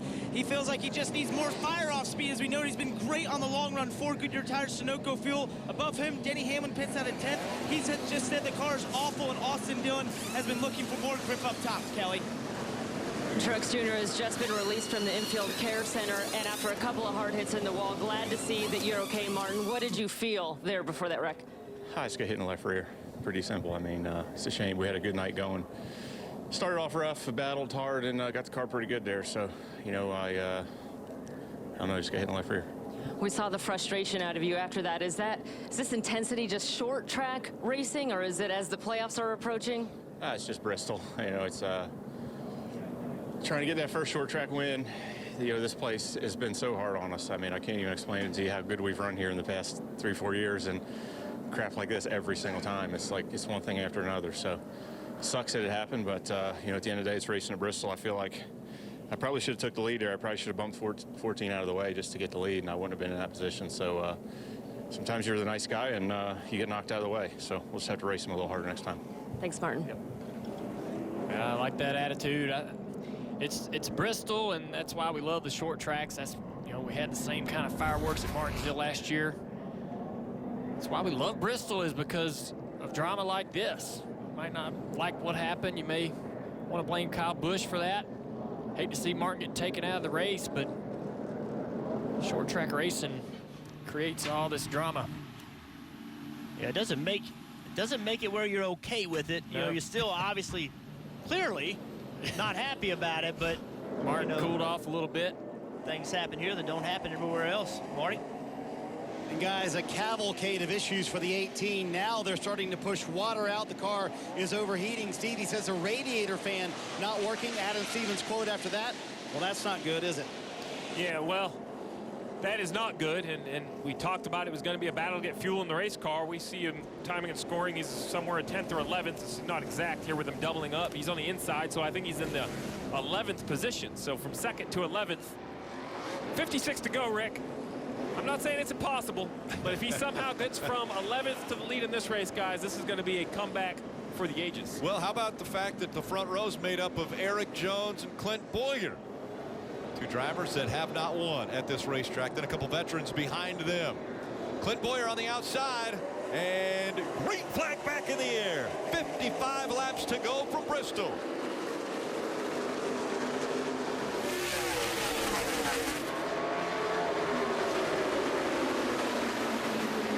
This cycle of pit stops and this restarts hurt Chase Elliott, falling all the way back to 8th place. After having such a great run earlier tonight, his teammate Jimmy Johnson up here on the inside of Austin Dillon. Austin has the preferred line on the outside. And that Ryan Newman, haven't called his name, and there he is. He's hanging out. Old Ryan Newman, look at him, about to get turned around here. He tries to get down in front of Chase Elliott. 3 wide off of turn 2. Oh, it's close.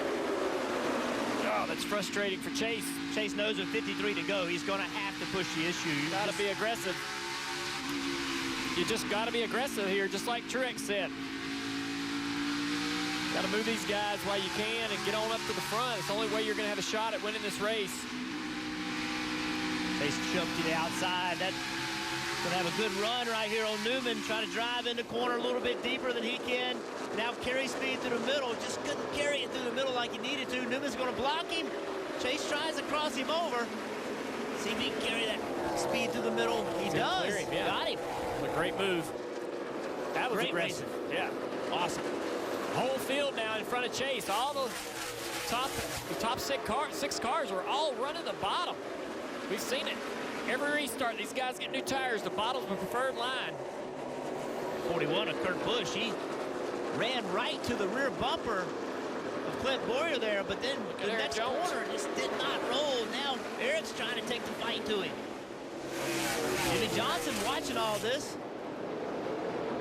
Eric did not get off of turn 4 good. Hard to do in turn 3 and 4. Oh, contact right there again. Both drivers, great car control from both drivers there. I know Eric probably didn't mean to do that. Similar situation that we saw with Kyle Busch. Oh, look there. That's what you got to do. Well, you got to do exactly what Jimmy did.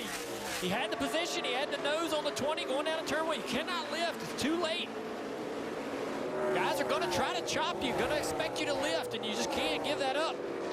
Well, Junior, think about the year of Jimmy Johnson. Career-long winless streak. You say you can't lift. I'm not sure there's anyone hungrier inside the top 5 to win this race than the 7-time champion.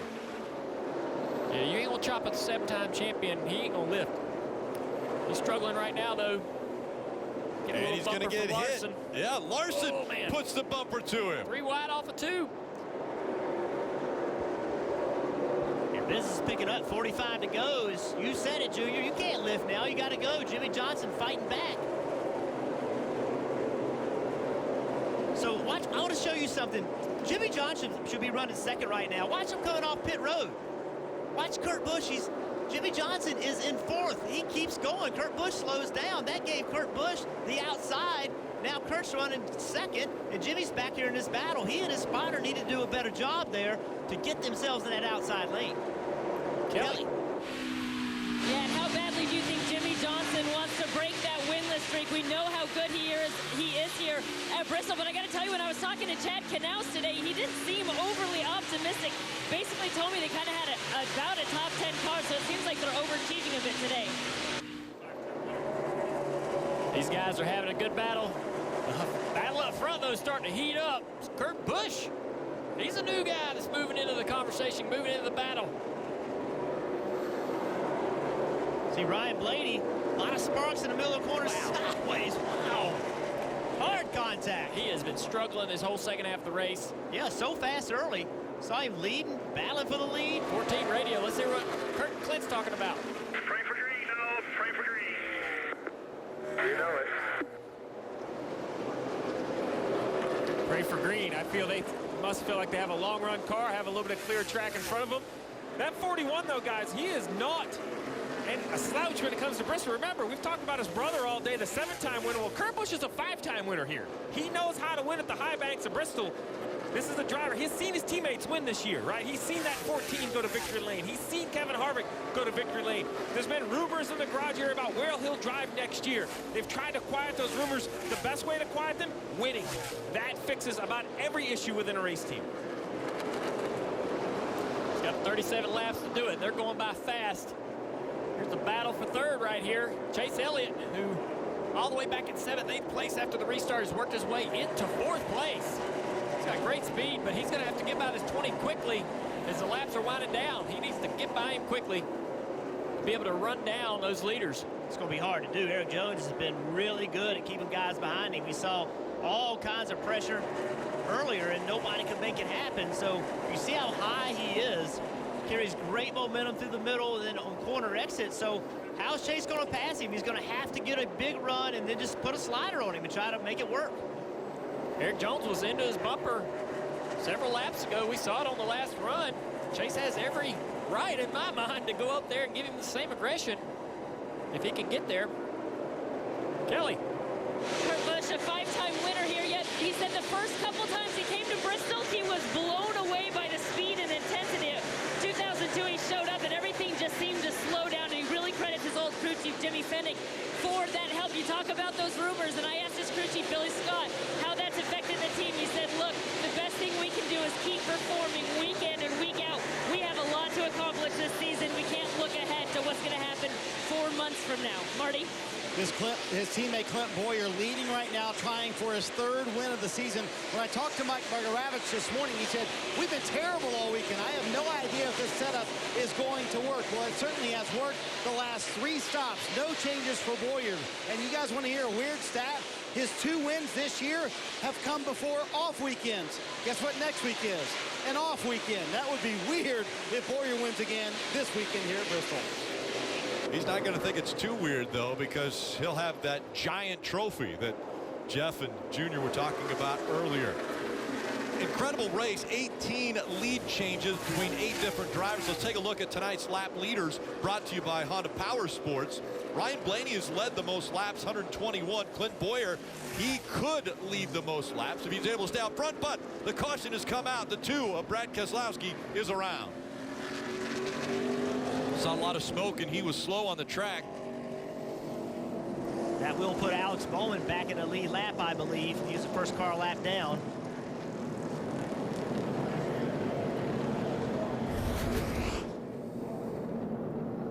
Wow, that thing just came around. Running the bottom of the racetrack. Don't see a tire down. It is there, obviously, but it blew out. But wow, that thing came around fast. I got a flat tire the entire run. No drive up off at all. Seems to think he had a flat. Finally got too much to control. Brad struggled all night long. Yeah, he said that entire run. That was a 27-lap run, so clearly you can't run, you know, with a tire going down that whole time. But Jeff, you said something a little earlier when we were talking about some of the keys.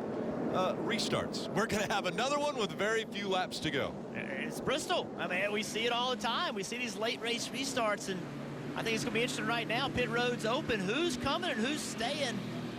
15 cars on the lead lap. They have the opportunity to come on this first time by, and it looks as though Chase Elliott from third is going to come onto pit road. And look how many cars he brings with him. Almost everyone in the lead lap comes to, Marty.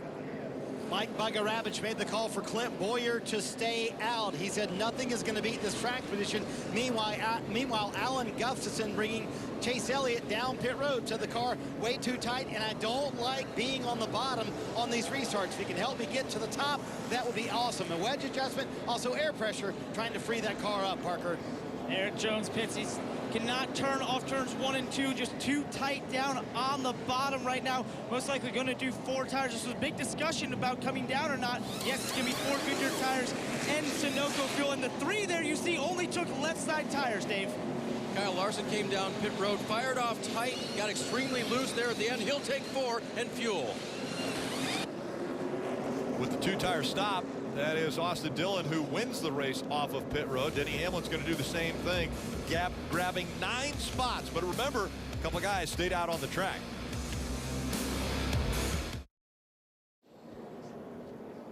It's going to be a sprint. Monster Energy Cup Series racing from Thunder Valley. And after the checkered flag here at Bristol, stay tuned for the NASCAR America post-race show presented by Honda Power Sports. A lot to talk about after this one is over. So, Rick, it was decision time. Who is going to come to pit road? Well, Clint Boyer, Kurt Busch, they stayed on the racetrack. They'll take the front row. Jimmy Johnson, Chris Buescher, row 2, also on old tires. Now it gets a little questionable. Austin Dillon, Denny Hamlin took 2 tires only. They'll take row 3. And Chase Elliott and Kyle Busch in row 4 are the first 2 cars with 4 tires. So now what's going to be more important? Clear track or fresh Goodyear rubber? You see everybody's choices. Green flag with 23 to go. It's the night race. I expect some sparks, Rick. Well, there might be a little bumping and banging because we have seen that already. Intensity has picked up. Boyer, Kurt Busch making up row 1. Back up through the gears at Bristol. Kurt Busch with a great restart. He cleared him. Kurt Busch takes the lead on the restart. 3 wide for third. Kyle Busch jumps to the outside of that 37 car. Chris Buescher trying to make that 3 wide move himself. Oh, contact that, and they get through that. More contact. We're seeing a little bit of tire smoke out of 37 of Buescher. They're still 3 wide. This won't last long. Those tires on the 11 are helping him hold that top position. And look at this squeeze down the front stretch. Chris Buescher drops back. After Chris Buescher's got a right front tire down. Well, and a lot of smoke coming out of the 18 as well of Kyle Busch after that contact. Now battle again for the lead. Clint Boyer on the inside tries to take it back. Kyle Busch has some trouble. He's got a left front tire down. All the contact between those cars, and the tires just can't take that. Left rear down, he'll have to come back to pit road, trying to find a way to the bottom of the track. Kurt Busch still holding on the top spot. Around goes the 18. They got the left front on the wall. Yellow. That brings out the caution.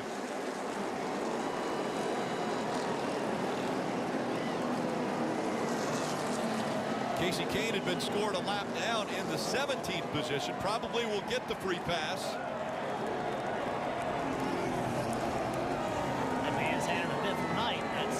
Well, look at the banking too. He can't go anywhere because he doesn't have any rubber on the wheels. The tires have come off. Hear the crowd cheer. Look at What's the situation here, Steve? If he can't move that car, does that pretty much take him out of the event? Yeah, once he drops the window net and gets out, it's going to be all done. You don't want to drop it. We've seen NASCAR help cars when they're in a situation for being high-sided at the road courses. NASCAR may choose to push him, but his chance of winning is over. Such a polarizing figure. The place goes electric. He moves the needle. Up, down, good, bad, in and out. What Kyle Busch does on the racetrack definitely excites the fans.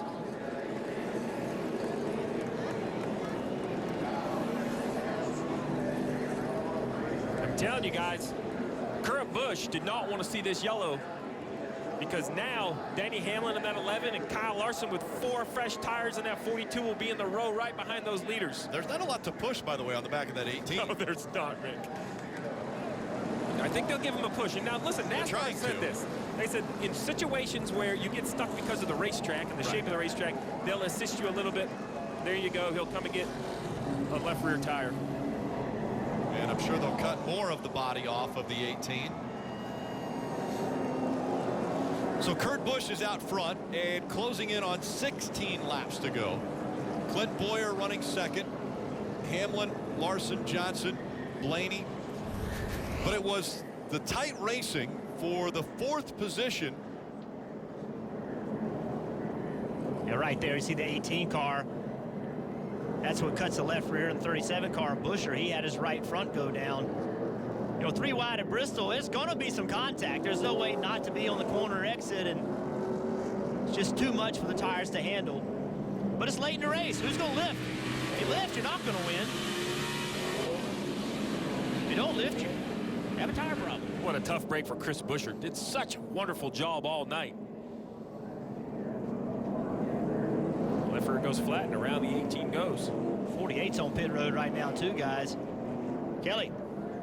Yeah, Jimmy Johnson did not want to come to pit road, but Chad Knaus insisted. He was worried about some of the damage as we saw him kind of sandwiched in there on that last run. So they're going to change all 4 Goodyear tires here.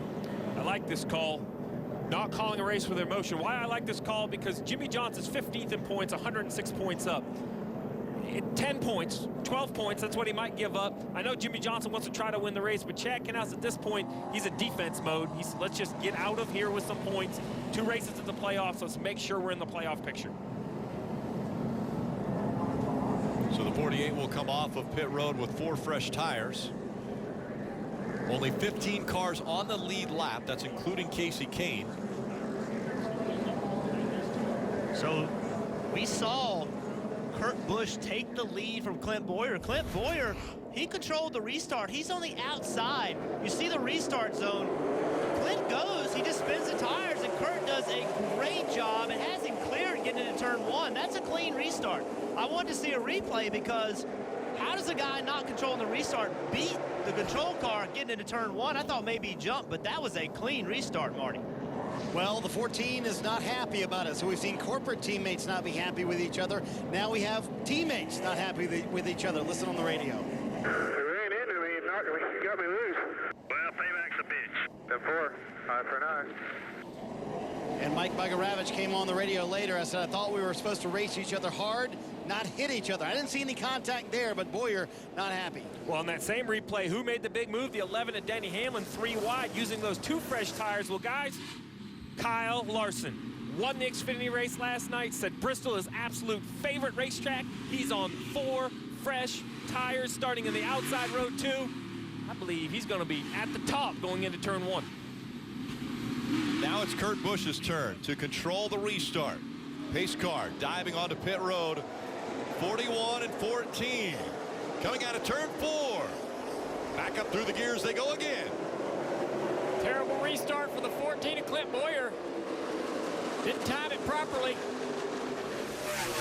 Kyle Larson into second place with those tires to see what he can do with Kurt Busch. Those new tires, they will let him make that bottom work a little better than old tires. That's what he's going to have to do. Kurt's not going to give him the top. 30 laps difference in tires for Kyle Larson. 30 laps pressure for Larson than for Kurt Busch. One thing we know Kyle Larson will do, because we've seen it, he doesn't mind throwing an aggressive slider to try to get by for the 41. So He's got to get to his rear bumper on corner entry with some momentum, and you know it's coming. Kurt Busch knows what's coming. How do you defend it? That's the question. Coming to 10 to go right here. 10 to go, 10. Does he take his line away? Does he take away the possibility of the slide job? Boy, Kurt Busch car looks pretty good there in 1 and 2. His car is turning good. I don't know if Kyle is able to put enough throttle down to make any gains off the corner. 5-time winner out front. A guy who wants a win here so bad. Says it's his favorite racetrack. Running second. Little bobble there. Way loose. That's a car link. That's huge at Bristol. Slipping off the corner. He just take a while to get that back. Even if he's fast enough, he just gave up 2 car links. And man, at Bristol, that's a ton. He has struggled all night long. He was so fast in practice, but he struggled all night long with speed. Now in a position to strike with his tire, better tires, and just can't really get the car to hook up. He is so loose. Kurt Busch doing a great job. They're both in there working them tools. They're using that track bar adjuster, trying to figure out where that needs to be. Maybe even play with the brake levers, trying to set that up to where that needs to be to help the car. It's been 58 races since Kurt Busch has won, and think about the number of times he's seen Kevin Harvick win. He's seen Clint Boyer win. He needs to get this win. His teammates have been winning. He hasn't. The momentum this would build for him going into the playoffs would be huge. You don't want to give a guy like Kurt Busch confidence. He's already an aggressive driver. If he give him a little more belief in himself, he's going to be hard to beat in the playoffs. He's putting together some awesome laps here. He's been faster than Kyle over the last several laps. Right there, just a tick quicker. Larson not able to close.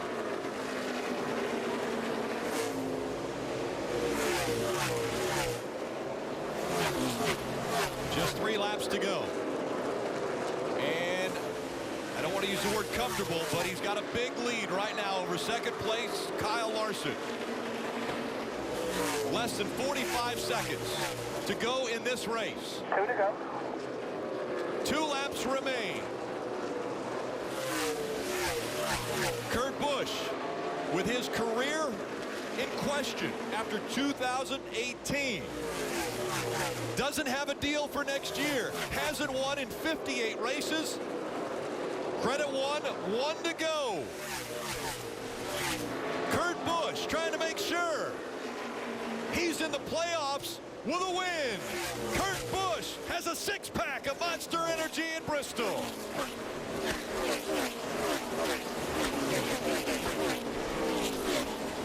Oh, yeah.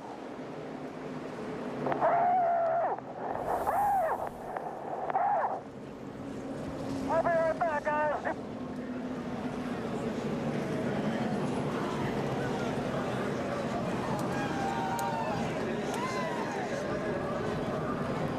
Now you're clear. Good job, driver. Burn it down.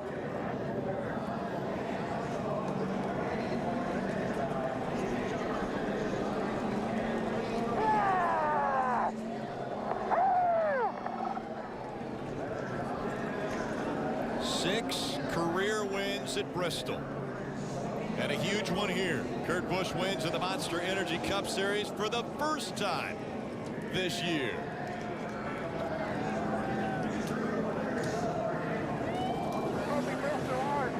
You were right. Hell yeah.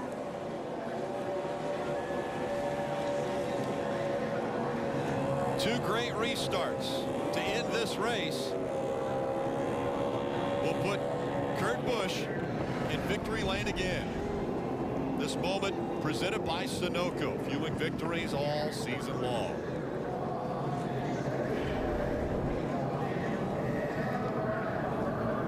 A lot of tape on the front of that car,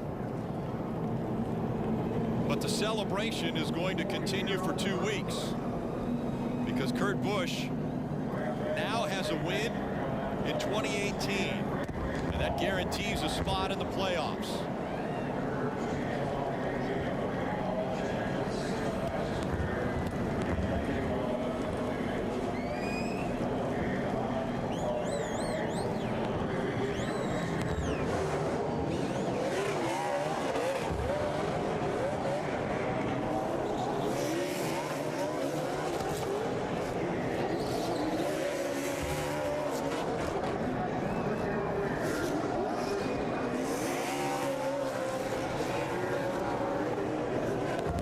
Billy Scott, his crew chief, say burn it down.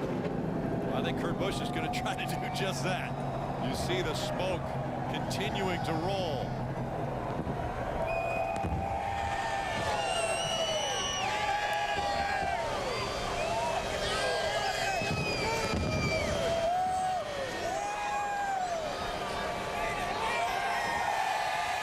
Listen to the crowd roar. Kurt Busch celebrating at Bristol, and Marty's right there. That's got to be a good feeling for Kurt Busch. Celebrated a birthday a couple of weeks ago. You can tell this one means a lot at a place he's been so successful at over the years. Had an incredible final restart and had to hold off Kyle Larson with fresher tires. Let him get his helmet off after a long, exhausting night. How about that one, Kurt? How did you hold off Larson, who had 30-lap fresher tires? It was awesome to be in this position. When you race at a short track on Saturday night, it brings back all the memories of growing up as a kid and racing with your dad and your family. And I didn't want to let my dad down. He's here tonight, and my wife said, go out there and go get him, show what it's all about. And it was just perfect with the restarts, and I can't thank Monster Energy enough. This Ford was awesome. And thanks to all the great fans. This was an awesome, awesome win for us. How about these fans right here pressed up against the fence to see you, Kurt? These guys are awesome. Everybody here knows what this Saturday night short track's all about. And we got the best fans in sports. So thank you guys. Thank you so much. Good show, huh? There you go, Kurt Busch. He'll get to victory lane in a moment. We will see him there. And the 100th win for Ford in their Fusion. They get to victory lane in Bristol. Talk about win 100 for Ford. How about win number 1 for crew chief Billy Scott? Yeah, he'll celebrate as well. Kurt Busch, the long winless streak has come to an end. And it happens at the world's fastest half mile.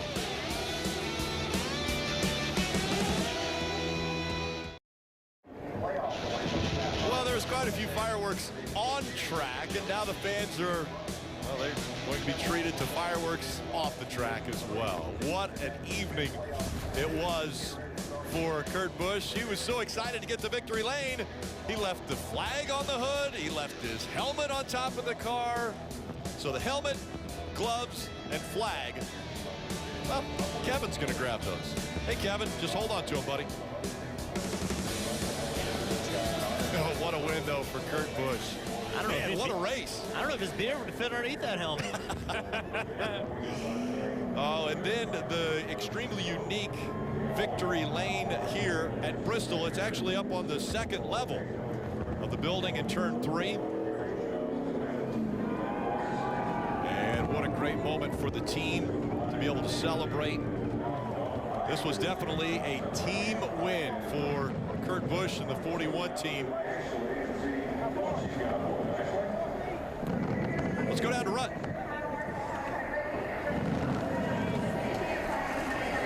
Rick Kurt Busch is taking a big swig from that can of Monster. Climbing out here in victory lane.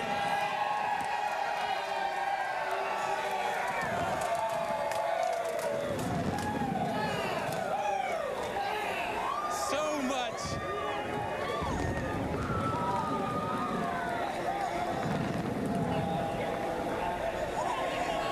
Look at the smile on Kurt's face.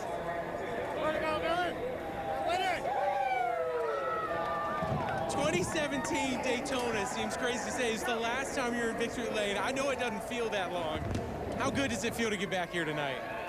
It's right now. It's awesome to be able to drive in the victory lane at one of my favorite tracks and to do it the hard way. You know, you got to have restart luck, inside, outside, but the guys made good adjustments, and all this damage, I'm like, you know, it's not that bad. We're going to be okay. And I'm just so proud of the team effort. And this one's one of the sweetest because you have to work the hardest right now to make sure, because the cars are right there on edge and you got to work every single lap. You know, all night you never gave up. You stayed so close to the front, but it seemed like that restart with Clint, when you jumped out, it seemed like you knew, no, this is mine now. That's this one right here. She told me, she just go take it to him. Ashley, your wife, joined you here. Thank you. She told me, she goes, I want to hear now, you know what? go out there and go get them. So no excuses. It's a great way to celebrate with everybody. I mean, all the Monster employees, all the Monster people, the sponsorship from them and Ford, Haas Automation. It's awesome. I mean, all the way around. Going into an off week, we're going to enjoy these few days, and then we got the 10 biggest weeks ahead of us with the Brickyard and the Southern 500. So thanks again, Haas Automation, Monster. Love you guys. Hey, congratulations. You're going to the playoffs. All right, hell yeah. Kurt Busch, everybody. You guys. He got locked in because of the win. His wife, Ashley. But there's a couple other drivers that are now locked in based on points because there's only 2 races to go. Ryan Blaney in the 12, the 2 of Brad Keselowski, and the 42 of Kyle Larson also now are locked into the playoffs because they're so far ahead in the point standings, they can't fall out of that position. Yeah, Denny Hamlin looking very good at plus 214. The 10 and the 48, I also think at over 100 both. We've got to be feeling pretty good. And Alex Bowman came in 62 ahead, leaves 79 ahead, plus 15 with only 2 races to go. Now it's going to be a question of do we get an outside winner and just no major mistakes. Let's take a look at Kurt Busch's night. Didn't start off so great. Gets involved in the crash at lap 4 with his brother spinning out here. See him in the back of the 11. That's pretty bad damage, man. But those guys fixed it up. Did a little job there with the tape. Here's the pass for the lead. Restart, really. He just got such a great restart. Took advantage of that bottom, clearing Clint Boyer off the turn 2. This is drive to the checkered, man. Held on those old tires, Jeff. Just incredible. He's been talking about maybe he hasn't felt like he's been too respected over the last several weeks. We made a statement tonight. He did. You can see the excitement in his eyes. And to win a race like that on a late race restart, having the bottom really is not where you want to be on a restart, and being able to take advantage of it and get that done, that's just wanting it, man, finding a way to take it. And so again, he will have a 2-week celebration because we'll be off next week before we go to Darlington. The guy who finished second in this race, Kyle Larson, so strong once again, was with Kelly. Kyle Larson will have to settle for another runner-up finish here at Bristol. Kyle, how much more did you think that the fresh tires would have advantage on track position there at the end? I think if I would have had a better car, tires probably would have showed what they're really capable of.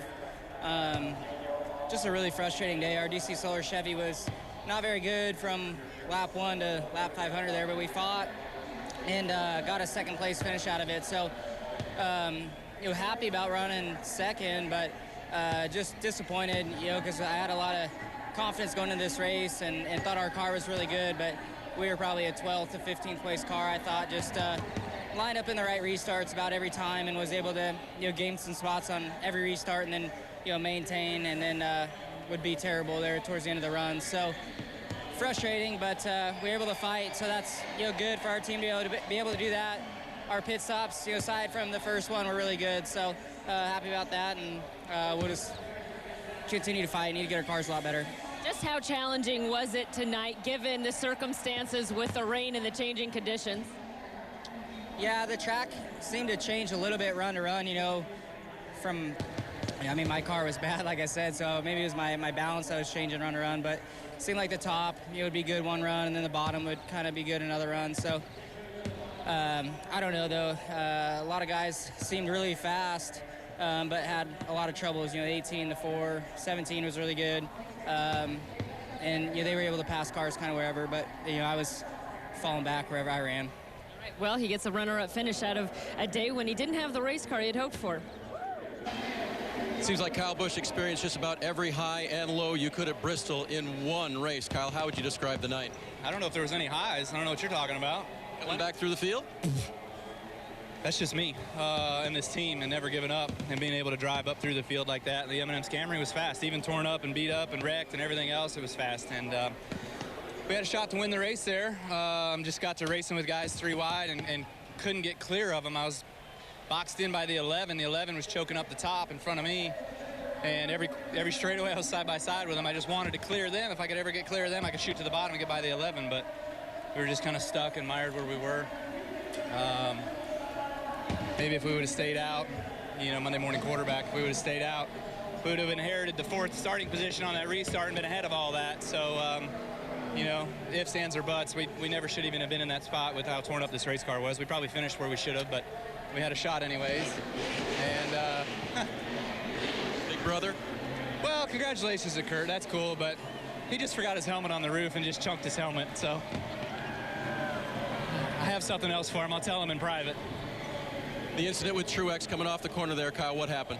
Yeah, totally my fault. Oh, man, I feel terrible about that. Obviously, I just misjudged it by a little bit, 4 inches, 6 inches, whatever, you name it. I got in the gas and was coming up off the corner, was going to slide in behind him. I didn't think I was next to him yet, and I just barely clipped him and sent him for a whale of a ride. So hopefully he's all right and everything's okay there. I hated that I clipped him. I know he could have had a good shot to win the race, too.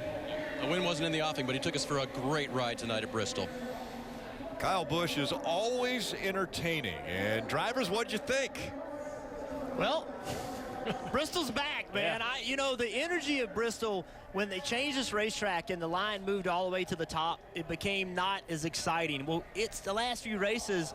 We've seen it, man, and the energy is back. And you can talk about, you know, people running into each other and all that stuff. But what we watched tonight was just awesome racing from the time. Second lap, they wrecked, you know, trying to make something happen. So I just thought we saw a great race tonight. Yeah, it's crazy up here, I'll tell you that. And it's hard to broadcast these races, especially at Bristol. You guys were telling me coming into this is a fast racetrack. A lot's happening all the way around this place. There's so many things to talk about. And man, I had a lot of fun tonight. What an incredible race. The drivers were really delivering for us tonight, running really hard. We had a lot of guys up front with a chance to win this race. I thought Clint Boyer was in the best position. Then he had a not so great restart. Kurt Busch took advantage of that, and he goes on for the win. So couldn't see Kurt winning this race earlier, you know, before the halfway mark, but he made it happen. And a lot of guys had trouble that we thought were going to contend. So really dramatic race, a ton of fun right here in the booth with you, man. And I can't wait for next week. Well, it was a great night, and we see those guys that are so excited. Think about Clint Boyer that's probably devastated, sitting there leading the race and did not get the win. That's always heartbreaking. But, you know, Rick, we just saw a great race tonight. It was so much fun up here seeing all that action. And, man, we got a week off, but then we get to go to Darlington, the Southern 500, and looking forward to that. It was a lot of fun. And Junior, you actually have to wait an extra week because we have an off week until Darlington. Chase Elliott, another impressive finish. He gets a top 3, finishes 3rd. He's with Kelly. A 3rd place finish for Chase Elliott makes it 5 straight top 10 finishes. But on a day when you got up there and led 112 laps, how satisfied are you with this 3rd place finish? Not very, to be honest. We had a great car and was really good through those mid stages and was really able to capitalize and lead some laps and got kind of tight right after that. And once we got it fixed back, it was, I thought, really good again, and just got the bottom on some of those, those late race restarts, minus that very last one. Just hated it. Had a car that I felt like could contend with those guys when we had it right, and we got it right there at the end. So needed to capitalize tonight. This was a great racetrack for us, and pretty unfortunate we didn't. We saw a lot of great battles out of you tonight, including at a time with Ryan Blaney, one of your good friends. In those moments, what's it like for you? How much fun are you having? Well, it's just short track racing in general. You know, I wish we did more of it. It doesn't get any cooler or any more fun than racing here and at a venue like this and at a racetrack this fun, and when the driver can really make a big difference, and that's really all you can ask for. So appreciate Kelly Blue Book for being on the car this weekend, and like I said, I just wish we could have capitalized. This was a great opportunity for us that we really needed to get some more playoff points, and I hate that we didn't. See you in 2 weeks. Thanks. Well, that's right. 2 weeks until the Cup Series is back in action. But next week, it will be Road America for the Xfinity Series. And Chase's dad, Bill Elliott, the Hall of Famer, is going to be racing at Road America. That is going to be a great show. That's next Saturday. Race coverage beginning at 3 p.m. Eastern on NBC SN. And, of course, after winning at Watkins Glen, there's Dad coming in, who actually spotted for him.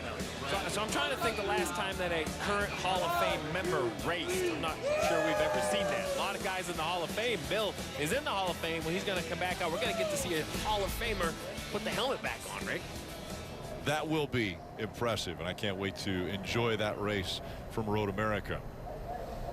And just moments ago, Marty caught up with Joey Logano. Well, let's cover the good and the bad for Joey Logano. Good stage win. Good on short runs, ready for the bad. Not in the long runs. Didn't seem to work too well for you guys tonight, did it? I was hoping you weren't going to break some bad news for me.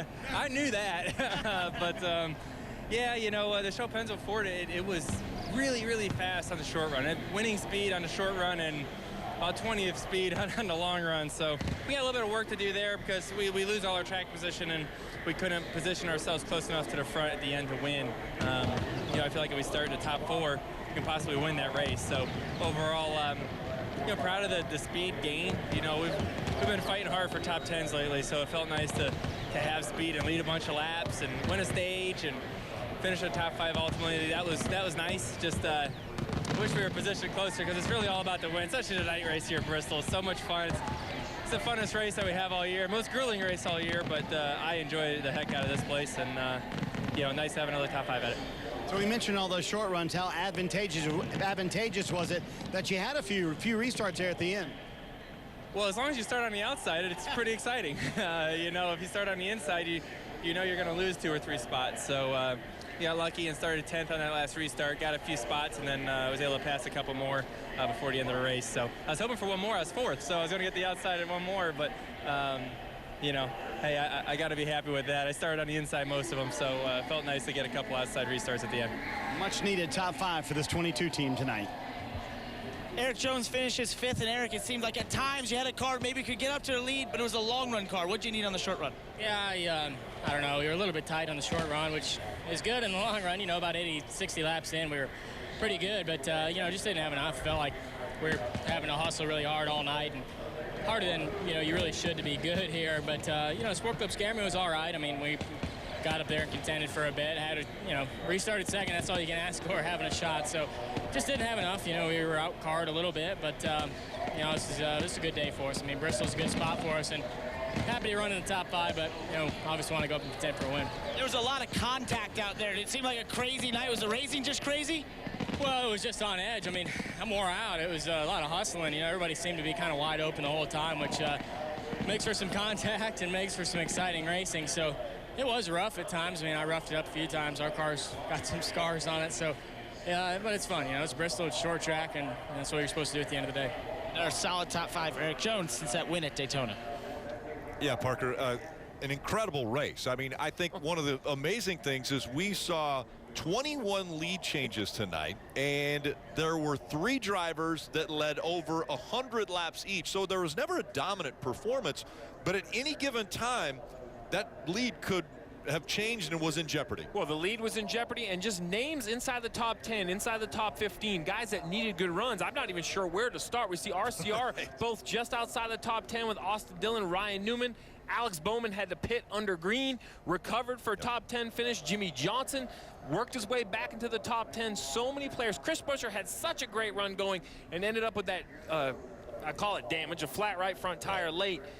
There was so much excitement, I wasn't sure who I wanted to follow out there. I mean, it truly is the last great Coliseum, and it was elbows up, fender to fender NASCAR racing. Absolutely. It never disappoints. The night race at Bristol, bumping, banging, sparks flying, fireworks, and of course, yes, he won it.